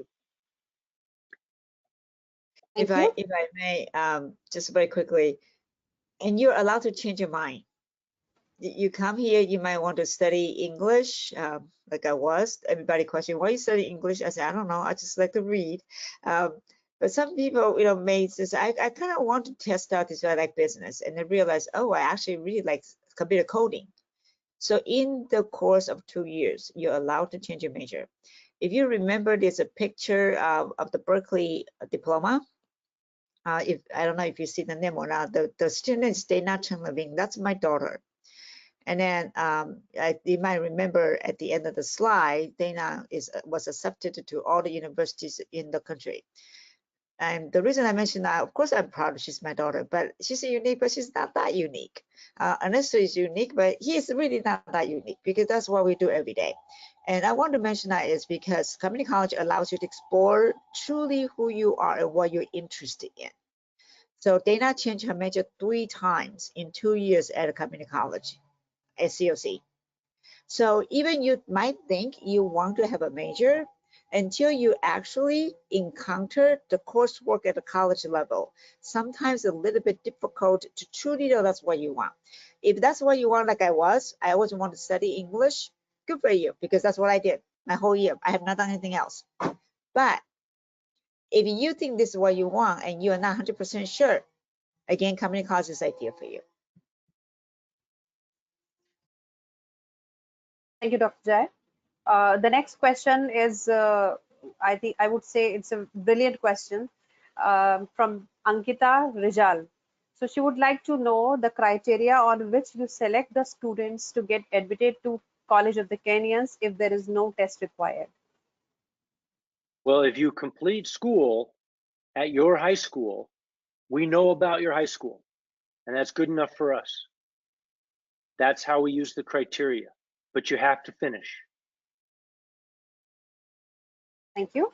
The next question is from Akriti Karki. I think she was the one who had raised the hand. Can we be able to get scholarship in different universities after we transfer from COC? Scholarships are common. However, I wouldn't plan on it. So the scholarship is an extra benefit that happens that you can be excited about when you get it. But plan on no scholarships. International students programs, they have very, very limited scholarship programs throughout the United States. So my advice is make sure that you can do it. And that's why I recommend the community college system and then the California State University system, because that combination for the bachelor's degree is the least cost in the nation. It's a really good program. I would like to kind of add a little bit to that. We want to give you a very realistic picture of what it's like to study in the United States. Of course, we can tell you, oh yeah, no problem, and after you come, you will get a scholarship. I don't want to lie to my future students because that's not true.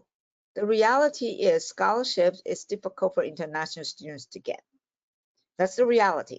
However, like the silver lining that we talk about, right? Two conditions. One, the major that you study is highly sought after. And because you're from Nepal, United States universities understand the Nepalese, as a society, you have hierarchies. So you have universities that really want to help the country that may have very limited opportunity for his brightest students, those universities may offer scholarship to students from Nepal because they know that's the only way or one of the best ways to encourage that social mobility in Nepal. And Nepalese are deeply committed, if my interaction with my previous students are reflective, you guys are deeply committed to your tradition, to your religion, to your family. You're very patient, you're persistent. And because of that cultural value that you bring to the US campuses, there will be universities who would love and would die to have Nepalese students. But you have to choose a major that is highly sought after by the specific universities. For instance, CSU, California State University, Big Hills, and I believe Mrs. Saluja met Dean Dr. Hamusahi. He is people like me, like us, who's extremely committed to global diversity. We need more Nepalese students to be in the United States to tell them how the world thinks differently than Chinese students, than the students from South Africa, for example, and then even from India students. So I want you to kind of keep that in mind. Paint a realistic picture like what Tim did. Now, the beauty about 2+2, you study 1 year, the best pathway, like what Tim said, 1 year at home, accumulate as many as 30 students, 30 units. Second year, come to COC, one of the lowest cost campuses. And then during that course, we will help you actually seek programs that would prefer to give scholarship to Nepalese students. And I know there are a couple of them. One of our students actually got full scholarship to UC Davis, full ride. We call blue scholarship or some blue and gold scholarship, something like that. Full ride scholarship, international student to go to Davis. And the student's original major was not the one that he transferred to later because he realized what I want to study is this. And if I focus on this one, I have no chance of scholarship. But I focus on this one, I got great opportunity to get scholarship. Like what Tim said, bachelor's degree does not matter as much. It's a master PhD. So your goal is to be offered a scholarship to study at the master's degree or higher. So if you think about what kind of scholarship I want to get a master's degree, you don't want to change who you are. You really don't.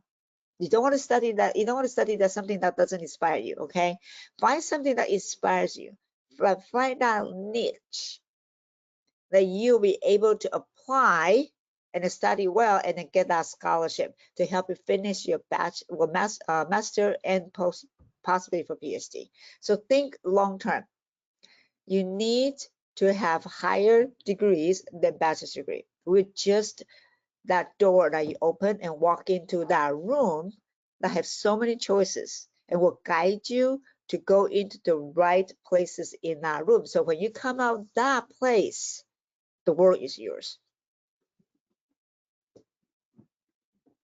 Thank you, Dr. Jai.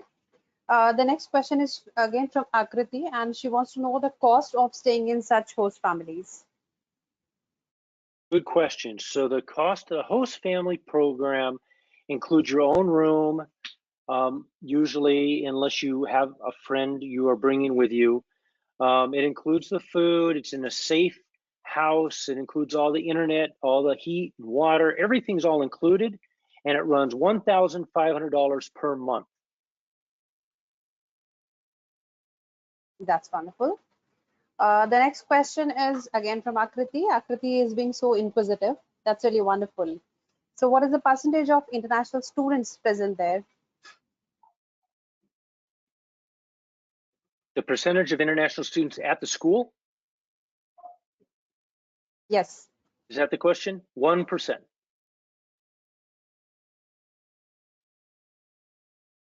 Okay. The next question is again from Akriti. Is your engineering program ABET accredited? I am amazed to see such kind of questions that they are even aware of the It's a good accrediting question. bodies. So the engineering programs are accredited by the Western States Accreditation Program, and the engineering programs at Berkeley and at UCLA, at UC Irvine, and at California State University, which is where you're going to graduate, are all fully accredited. So the accreditation question is a good question, but the real question about accreditation isn't about College of the Canyons accreditation. We're accredited as a transfer school. When you're looking at accreditation for a specialization like engineering, that accreditation belongs to the school that you transfer to. And I promise you, UCLA is fully accredited. Yes, exactly. Thank you, Tim. Moving to the next question from Kapil Dhakal. Can you please explain about pursuing mathematics degree? Yeah, you study a lot of math. We have a fantastic math program at College of the Canyons, and a master's degree, keep in mind, a math degree is definitely master's degree or doctoral degree. So when you study math, you'll have to figure out what type of math, because there's different types that you end up going into. You'll explore that at my school, then you'll transfer into your bachelor's degree in a broader area. Then you do a master's degree in a little bit narrow area with a focus in a certain direction. And then you'll do the doctoral degree in the specific mathematics that you're interested in studying. We have such a unique math department. A couple of our professors, math professors, they are truly what we call star professors. The moment they open the class is full. We have students from UCLA, with students from Berkeley, would really knock on the door because they want to take Mr. Matsumoto's class. He is that well known. We have a formal math department chair who just retired this year, that we sadly see him retire, that he's the person actually, we were students literally would sit outside the classroom and listen to his lecture. And the reason I mention that is, you're not just about the subject matter, regardless if you like math or not. Ernesto, I don't think you like math too much. But you will have professors who would get you through and then actually end up develop the competence and the confidence to do math. And if we can do that, if you want to study math, you will find a way. Math, and that's a career. As you know, big data. Big data is the thing because we're in the internet world. And big data comes from statistics. Big data comes, statistics come from math. And then the ability to think logically. So keep yourself kind of open-minded, because like what we're talking about in conjunction with the scholarship, for example. As you know, American kids are not very good at math. They really are not. So the police students are really good at math. Most Asian students are. So you come here with exceptional ability to do math. You enter either statistics or big data, or perhaps later come to in the field of computer and data analysis. You will have a very bright future here. But again, to reiterate what Tim said, when you have that passion that you come here, we definitely want you to guide you through whatever the program that is best for you. And then if you have an even special niche in that area, our math professors will be able to guide you to that. Thank you, Dr. Jai. I could see the expressions of Ernesto when we were talking about mathematics. Okay, Right? so I'll move forward to the next one, again from Akriti. I think she has done a lot of research about US universities and the community colleges as well. So the question is, does dual degree cost more than pursuing single degree? Many universities provide opportunities to pursue dual degree in same amount as in single degree. So the way that a dual degree works is that you're transferring school, you will take more classes. Schools, they charge you by the classes. So it is going to cost a little bit more for a dual degree than for a single degree. But there's a big advantage to a dual degree when it comes to moving on to your master's degree program, because that well-roundedness is going to make you an excellent master's degree candidate. As far as the amount of time that it takes, people have done dual degrees in the same amount of time as a single degree, but they take a lot of classes a long time. Now at College of the Canyons, you're still going to do your 60 to 70 units at that transfer. And those 70 units will have a few extra classes to make sure that we align everything for your dual degree. Which dual degree you choose depends on which classes we set you up with. So we'll work all of that out in our counseling sessions when we begin understanding what it is that you want to study and what your ultimate academic goal is. Thank you, Tim. She has modified this question and she wants to know, can we pursue dual degree, one in STEM major and the other in non-STEM, as one in technology side and next in business or economics? Yes, you can. As a matter of fact, at California State University Channel Islands, they have a mixture of STEM and non-STEM master's degree. You can get a master's degree in business administration and in biotechnology. And that's because the school recognizes that in that area, the employers, they want that well-roundedness that comes from having both being exposed to both disciplines. And so, yes, you can do both. Thank you, Tim. I can't see any more question as of now, and I would like to request the students to come up with more questions because this is a golden opportunity to get genuine answers instantly for your questions. So if you have more, you can please come up. You can even raise your hand. We'll unmute you for a second and then you can ask your question audio, through the audio also. Ms. Saluja or Ms. Pragati, would you like to ask any question? I have no questions. I'm clear, crystal clear with everything with community college, I guess, and the way they get transferred. That's Good. wonderful. Same here Okay. with me as well. Yeah. One more question is there from Manogya Dahil. Thank you, Manogya, for putting up the question. I checked the website of College of Kenya, so that's wonderful. Research work done, homework done already. Good. And what I noticed was that you offer what is known as an associate degree. Is the associate degree the 2-year course or is it different course? That's a really good question. So if you think of the mission of the California Community College system, there used to be a time years ago where a 2-year degree was very valuable. You could get a job. I think today the bachelor's degree and the master's degree are much more important. So yes, you can do an associate's degree at College of the Canyons in many, many different areas, and then you're done and you go back home. But I think a bachelor's degree is a better way to go. So you don't need to think or worry about the associate's degree if you're going to do a bachelor's degree. You can skip associate's degree. You just take the coursework necessary to get the bachelor's degree. Now, if you want to do the work period in between the 2+2, then you need to complete some sort of academic recognition. An associate's degree or a certificate are the two ways that College of the Canyons do it. So when you first come to us, you tell us what your plan is. What do you think you're going to want to do? You can always change your mind as you go. And if you think it's going to be that you're going to want to do that work period, then we put you on that process for that certificate or that associate's degree so you qualify for the work period. If you think you just want to go straight through all 4 years, then you don't need either a certificate or an associate's degree. The difference between an associate's degree and transferring is sometimes it's exactly the same classes, so you get the associate's degree anyway. Sometimes it just means you pick up 1 or 2 extra classes before you transfer. So if you want that associate's degree, it is available, but really your eye is on the goal of that master's degree. And once you have a master's degree, no one's going to ask you about your associate's degree. Wonderfully explained, Tim. So the main thing is that your aim should be clear, your goals should be set. If you have a clear-cut goal, then nobody can stop you from getting the degree, right?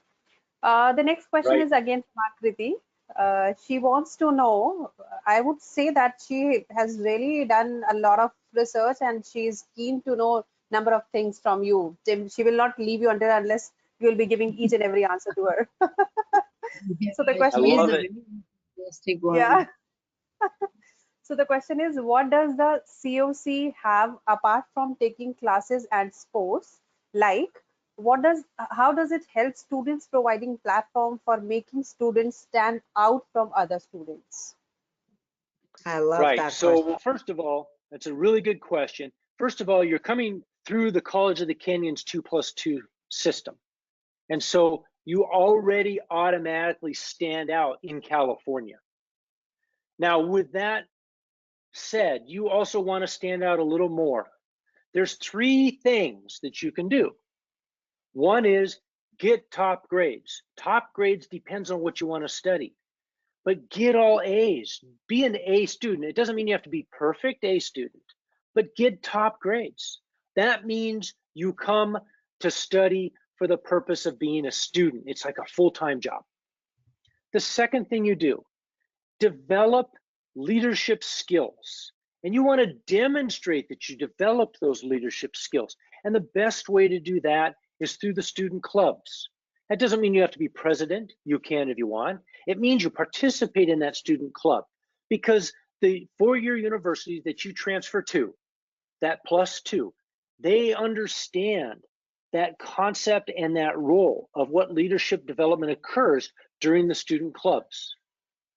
The third thing you're going to do is you're going to take the time to get to know your professors.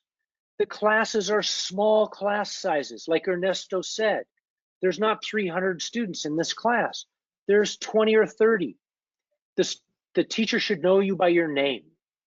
The way that you do that is you think of engaging things in the topic area to talk to your professor about, so they get to know you and they can tell that you care. You be prepared when you show up for class. You do well on your homework and put the effort in to make it good. And then sometimes you just ask your professor, hey, you ever had any good, Nepalese food around here? I'd like to find a good restaurant. And you engage that conversation so they get to know you, because they're the ones who are going to be writing those letters of recommendation that make you stand out. And those letters of recommendation need to be a personal recommendation. They need to really know you, not just that Tim was in class, Tim got all A's, he asked some good questions. You want a letter that really says, getting to know Tim was a pleasure over this semester. Or maybe the teacher has a project he's working on and you help him with a project. It doesn't take you very long, but it means a lot to the professor. So he might write in there, Tim helped me with a project. What you want is a letter that says by the professor at the end, you would be lucky to have them as a student. That's what you're looking for. So get top grades, demonstrate the development of leadership skills, and get to know your professors. That's how you stand out at College of the Canyons. On top of that, let's say you have all that. It's all about how you tell your story. Being a Nepalese student, you're very unique in the United States, because currently, we don't have as many Nepalese students as we should, as we would like to have. So when you are ready to transfer, ISP offer month-long workshops. We offer workshops actually will help you tell the best stories possible. I think Ernesto may be able to speak a little bit about this, because he was my student, and I believe I help you in terms of applications and also the essays. We also help our students, and we write recommendation letters for them. So Ernesto, you want to just kind of briefly talk about your experience in applying, and then how you were able to tell your story, and then the choices that you were given. Sure. Well, after my experience at COC, I was very privileged insofar as I'd cultivated so many deep relationships, and those relationships turned into many kinds of things. But among those were successful letters that enabled me to get into Research One universities. These were things that I would work on intimately with instructors, one of whom was Dr. Jai Cheng Levine. I won't begin to speak and elaborate upon how many of these letters of acceptance she's written for me in the past. But yes, it was exactly as Tim said. It was utilizing, being strategic, and going into office hours, asking questions, being present in class, doing my reading, showing up at the end of the day, and therein establishing these strong relationships. And then that is really the kind of like platform, the foundation to have a solid letter of recommendation, which really makes a vast majority of difference in the broader application structure for the UC. It's not necessarily so for other places, but I think that's really where it begins. It's this kind of like very grassroots effort that people see and demonstrate and witness your skills and your talents and your abilities and your evolution throughout this process, and then have something significant to say about you. That is precisely what my experience was like, and I'm fortunate that I've had this kind of intimate opportunity to develop these relationships that ultimately, again, got me to where I am today. Thank you. So thank you, Ernesto. So if you think about, if you hear, and I know you have heard, that's why you ask such good questions.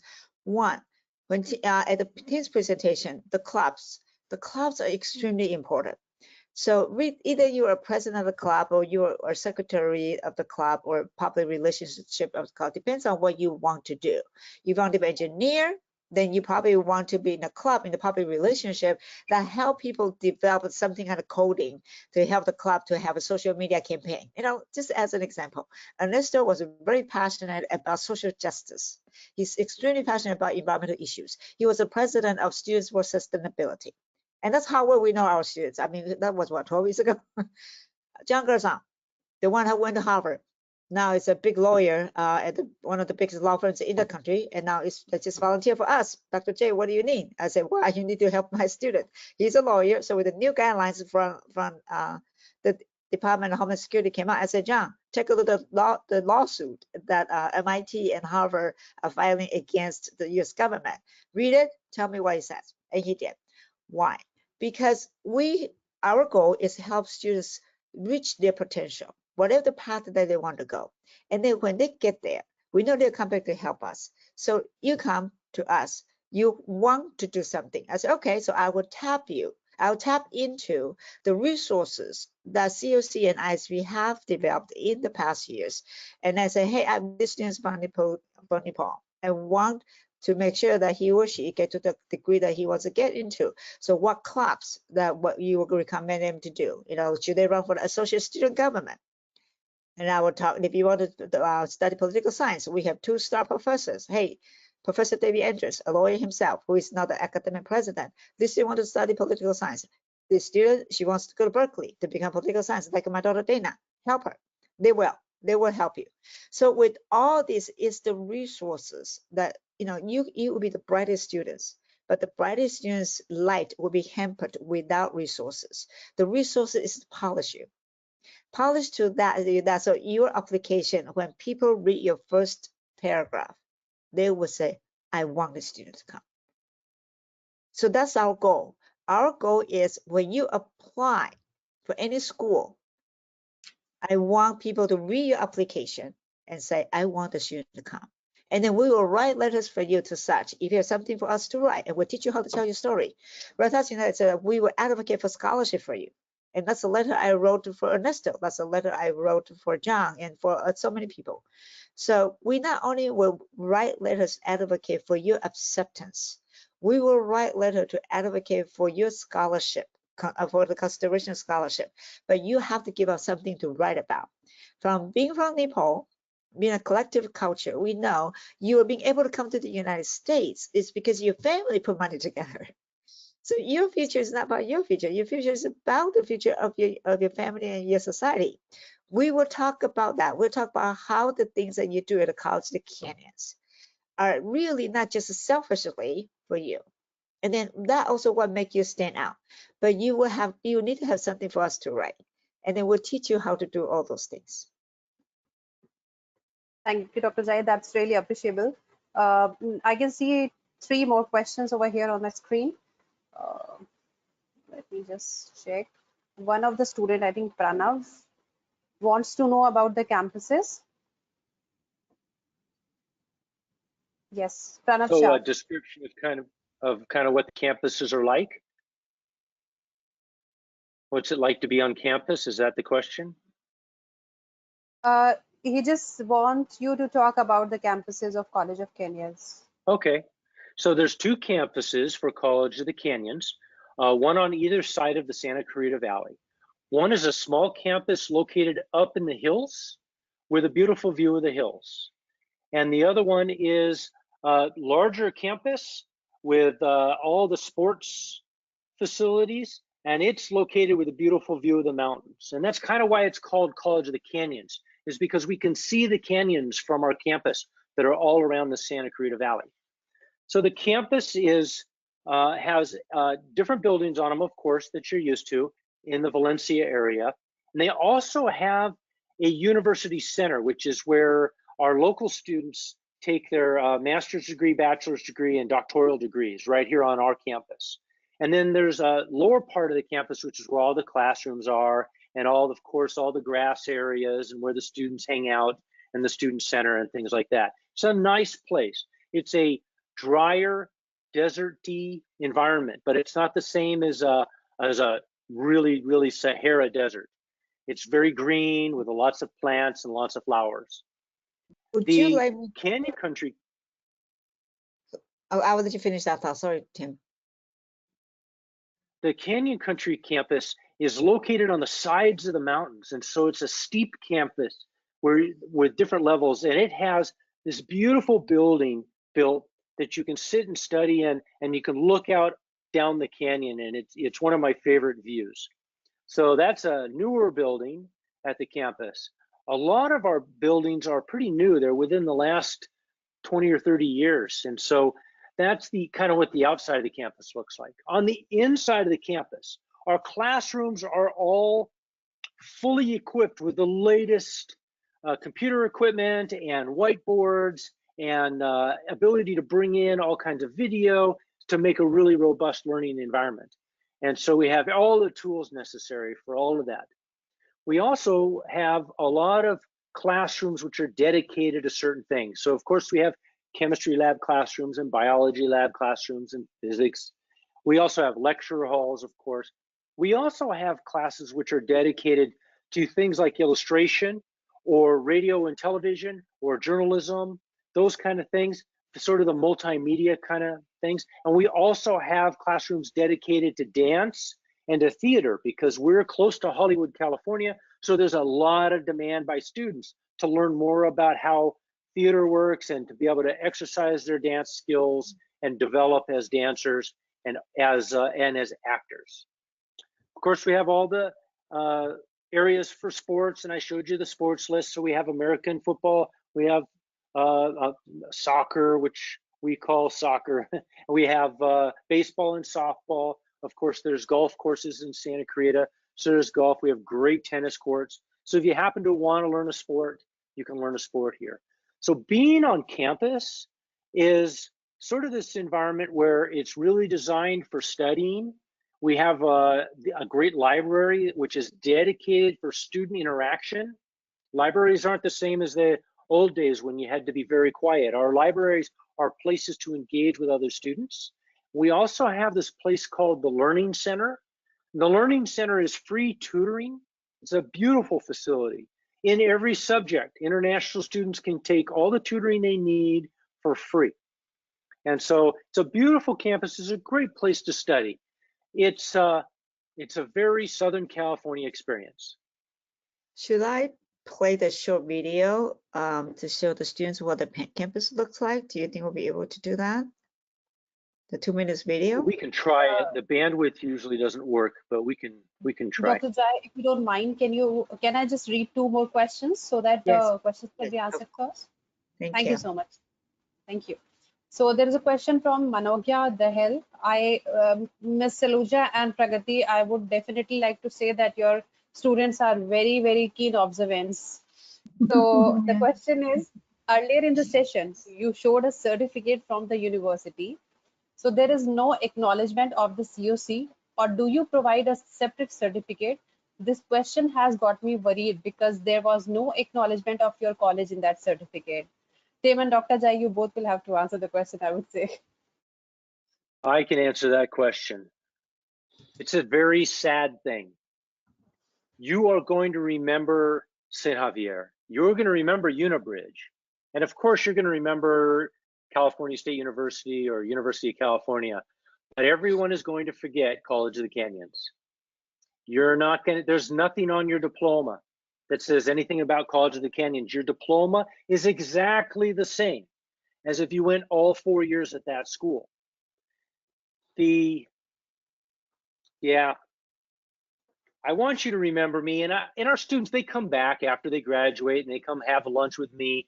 And then they come when they get their first job, they call me from home and say, hey, I got my first job, this is great. But when it really boils down to it, we are only the first 2 years, and they're not the most important years academically. The important years are your master's degree. And so we'll be forgotten. We're not on your diploma. Yeah.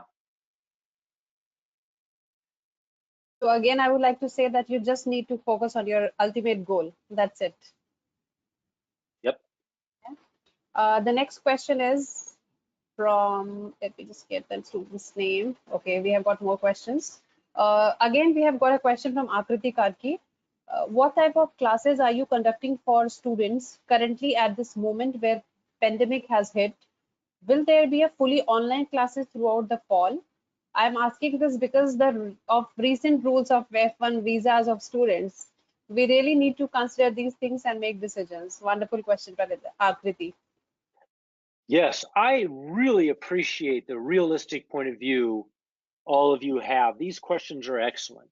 So the problem with COVID, so Santa Clarita doesn't have very much COVID, so it's not a big deal here, but the visa is still a problem.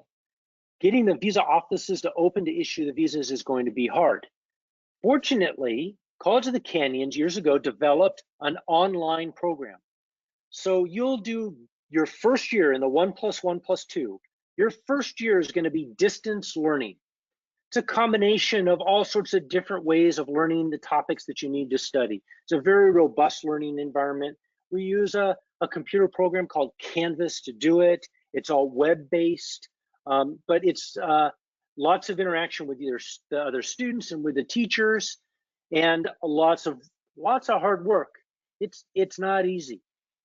You're going to do that for the first year. Now, I suspect 1 year from now, when we're sitting here talking, it's going to be a different world. We'll have solved the visa issue, we'll have solved the COVID issue, and students will be back doing what they need to do. And they'll do the 1+1+2. I think it's the best program, and they'll continue doing that. So visa, no visa, you're going to do the 1+1+2. Now, in the past, visas have been easy. So students just did 2+2 because they got the visa. But now when they really realize that they can stay at home, they can study on distance learning the same exact classes, I think that they're finding more and more that the 1+1+2 is the best way to go. Very well said, Tim. So even I think that 1+1+2 program is the need of the hour, I would say. So it's better to go for 1+1+2. Coming up to the next question from Ankita Rajal. It's kind of same question. What can be the effects on the session due to this ongoing pandemic? So this semester, our semester begins in August. And so if you're coming this semester, then what you're going to do is you're going to go through our process. Remember, you just send me an email that says, I want to come. And then we start the process from there. We verify that you're from St. Xavier School, and then we just go from there. And you'll meet with a counselor. You'll be all set up with what your first beginning academic plan is going to be. And you'll start taking classes beginning in August. You'll take a full course load, just like as if you were here. And you'll take a lot of exactly the same classes, it's the same teachers, it's the same books, everything. And you'll take all of that starting in August. In December, you'll take your final exams for the first semester, and we'll take a look at what comes next. Maybe you'll take one class in January. Maybe you'll take a break. I think you should take a class in January and stay engaged. Then you'll go to school in spring. Maybe you'll come face to face. Maybe you'll stay there. A lot of that depends on the visa issue. Then after spring, then you'll get your visa. You'll come during the summer, and then in the fall, you'll start taking classes face to face here with me, or maybe you'll take some summer classes from home. There's lots of choices. But the pandemic has interfered with the visa process, but it hasn't interfered with the academic process. You still can pursue your academic dreams. You just need to do the 1 + 1 + 2. The 2 + 2 is not the best anymore. The 1 + 1 + 2, that's the best. Can I add to, I think you may have, TV may have mentioned this, but I want to make sure that students hear it. If you are in your 12th grade and then you are 18 years or older, as long as it's okay with the Miss Salusha, it has to be okay with her or Miss Pagati. Brigati. As long as it's okay with the Miss Salusha and the Miss Pagati, if you are 18 years old or older and you want to start pursuing your college learning, you'll be allowed to take a class or two with us online. But I want to make sure it will only be enhancing your current curriculum at your school. So if you tell us I am 18 and then this is my last semester here at St Xavier, let me in. We will be, because we want to make sure it's a good partnership, and we want to make sure that you are actually a good candidate being a high school student taking college classes. Even though I know but you still want to make sure that you fulfill all the requirements of currently what you are taking, what you're studying. So if you are currently, say, I haven't graduated yet, but I would like to start, no problem. We will have a very, very close connection and relationship and discussion with your school administration. Make sure that it's okay for you to take the classes. FLU students are, they're patient. All the students we've had, they've been patient. They're also persistent, and they're also insightful. And they find that navigating through the university system in the United States with a little guidance from us is actually pretty easy. And I really appreciate them for that, because they give back to their community and they help other students. And being part of a team, with academic goals, being part of a team is really the way to succeed. And you'll find that the teams form really readily through College of the Canyons. I really would like to appreciate and would like to congratulate Ms. Saluja and Ms. Pragati, because you have been doing a wonderful job as counselors for your students, because looking at the questions that we are getting from the students, it seems that they are really proactive, and the students can be proactive only when their counselors are proactive. I would really appreciate your jobs that you have been doing. For Yeah. sure. Thank you so You, much. but I think And most of the credit goes to our students. They are so enthusiastic. They keep us always on the top of our toes, like we have to keep on doing for them. They're really enthusiastic about things. that's really wonderful to have such students. Yeah, And it's really. I would like to say that the option that Dr. Jai and Tim has shared with us, like having demo classes for the visa consulate, that's a wonderful thing.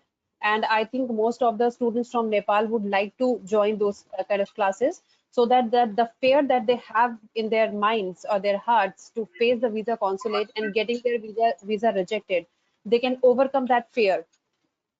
I think that's a wonderful thing to be done. And as shared by Dr. Jai, to attend classes, maybe 2 classes or 3 sample classes, free classes. So I think that's again a wonderful option that the students can opt for, so that they can have a real-time experience of attending online classes at College of the Kenyans. Yeah. So do we have to share something else, Dr. Jai and Tim?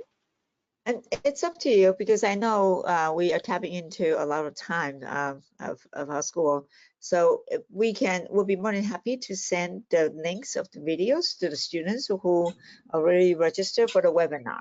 We got a lot of videos. If you just, and then follow us on Instagram. If you use Instagram and Facebook, search for College of the Canyons International Services and Programs. The handle that we use from Instagram, if you use Instagram, will be hashtag COC_ISP. So we will send all our information to the students who have registered with us, because I think Ms. Afsa and Nupur, they're really quick and fast. We usually get the report within a day or two. So by Monday, you will get the communication from us with all the links to the videos. Definitely. I can see one more question from Akriti Karki. The question is, do you have co-op programs for students linked with some really good industries? Co-op. Oh, good. Co-op. The co-op question. Co-ops are really a very modern way of going to school. So Drexel, for example, has a co-op program where you take classes for 6 months and then you work out in industry for 6 months, then you take 6 more months of classes, then you work in industry. Our co-op program is designed similar to that. We have some classes that require a work experience component as part of the class. So you'll work outside of the campus and you'll be assigned at a company as part of that. Also, we have that in between the 2+2, which is the College of the Canyons version of co-op, where you'll work for 2 years or for up to 1 year after your 2 years of study. So our co-op system is designed to make sure that you have experience at a company that utilizes the skills that you're going to develop and be able to demonstrate when you finish your bachelor's degree. Thank you, Tim. I think we are done with the questions, and we have shared a lot of news about College of the Canyons and whatever options they have for our students. So I think the students have been listening so patiently to each and every conversation. I would like to thank all the students who were there throughout the session, and those who had dropped maybe because of internet problem, and would like to connect with all the students. We'll be sharing the details, and then definitely College of Canyons can be in touch with the students. May I now request Ms. Pragati Karki to speak a little bit about the session, and if she would like to propose the vote of thanks. Over to you, Pragati. Yeah, thank you, Apsa. It has really been a very wonderful session today, and it was very interactive, a lot of questions. It was really nice. I really would like to thank, on behalf of St Xavier's College, to UniBrijj for organizing this session and making this all possible for us. Apsa and Nupur, without you, this would not have really been possible. So a heartfelt gratitude to you both. I'd also like to express our sincere gratitude to Mr. Tim for clarifying a lot of questions about College of Canyons, and also giving an insight about community college. This session was really a first of its kind to our students and to us, so it was really a very wonderful session. Thanks to you a lot. Also moving forward, Dr. Jai, thank you for your motivating words. You've been so kind enough to answer the questions. Mr. Tim and Dr. Jai, you have been patiently answering all the questions. It really means a lot to us and to our students. Thank you so much. A huge thanks to Ernesto for sharing his wonderful experience about College of Canyons. Thank you for letting us know the student perspective while studying in US, and also the College of Canyons. Mr. Andy is not here, but then whatever experiences he shared about housing and accommodation, sitting here and imagining it all, it really felt so comfortable, so homely, and I'm sure the students are sharing the same experience with us as well. So it is really very homely and comfortable. Thanks to Andy and the entire College of Canyons team. Also, thanks to Miss Saluja. I know she's been coordinating with UniBrijj to make this all possible. So I should also thank her for all of this. And also thank you, dear students, for being so patient and asking your questions, getting it all clarified, and taking use of this opportunity that you have. It really means a lot. So thank you to everyone for all of this. Thank you so much, Pragati, for your kind words. And definitely, I would say that it was a wonderful session. I would like to thank all of you to take out time for this lovely session, and especially to the students who had spent almost, I would say, more than 2 hours with us and listening very patiently, asking their questions, getting their answers. So that was really wonderful. And definitely we'll be in touch with the students, and the students who would like to opt for the visa demo classes or sample classes at the College of Kenyans, they are most welcome. And Ms. Saluja and Ms. Pragati, you can coordinate with those students. Yeah. Thank you, Nupur, for being There's here with one me. more information. I'm sorry to interrupt. There's one more information which I want to share with students, that this recording of this session will be uploaded on the page of UniBrij's YouTube channel. So you can go over there and like the video, and you can listen again. That's And you can terrific. turn it on double speed. Here's talking. Dr. J's So, talking. so we'll be sharing the link. We'll be sharing the link of our YouTube channel also with Ms. Saluja and Pragati, so that can be shared among the students as well, and they can go there and then can listen to the recorded video. I think there is one more question. I do not want to leave any question unanswered. Okay, so it's a No, she's thanks just saying note thank you. from Ankita. Thank you, Ankita. So all of you, I would say Ms. Saluja and Pragati, have a good night. Ernesto, Dr. Jai, Tim, have a good day ahead. Thank you so much for your time today. Thank you for Thank Thank having you you, so everyone. much. Thank you. Goodbye, Pragati. Goodbye. Bye-bye. Bye. Take Saluja. care. Bye, team. Bye.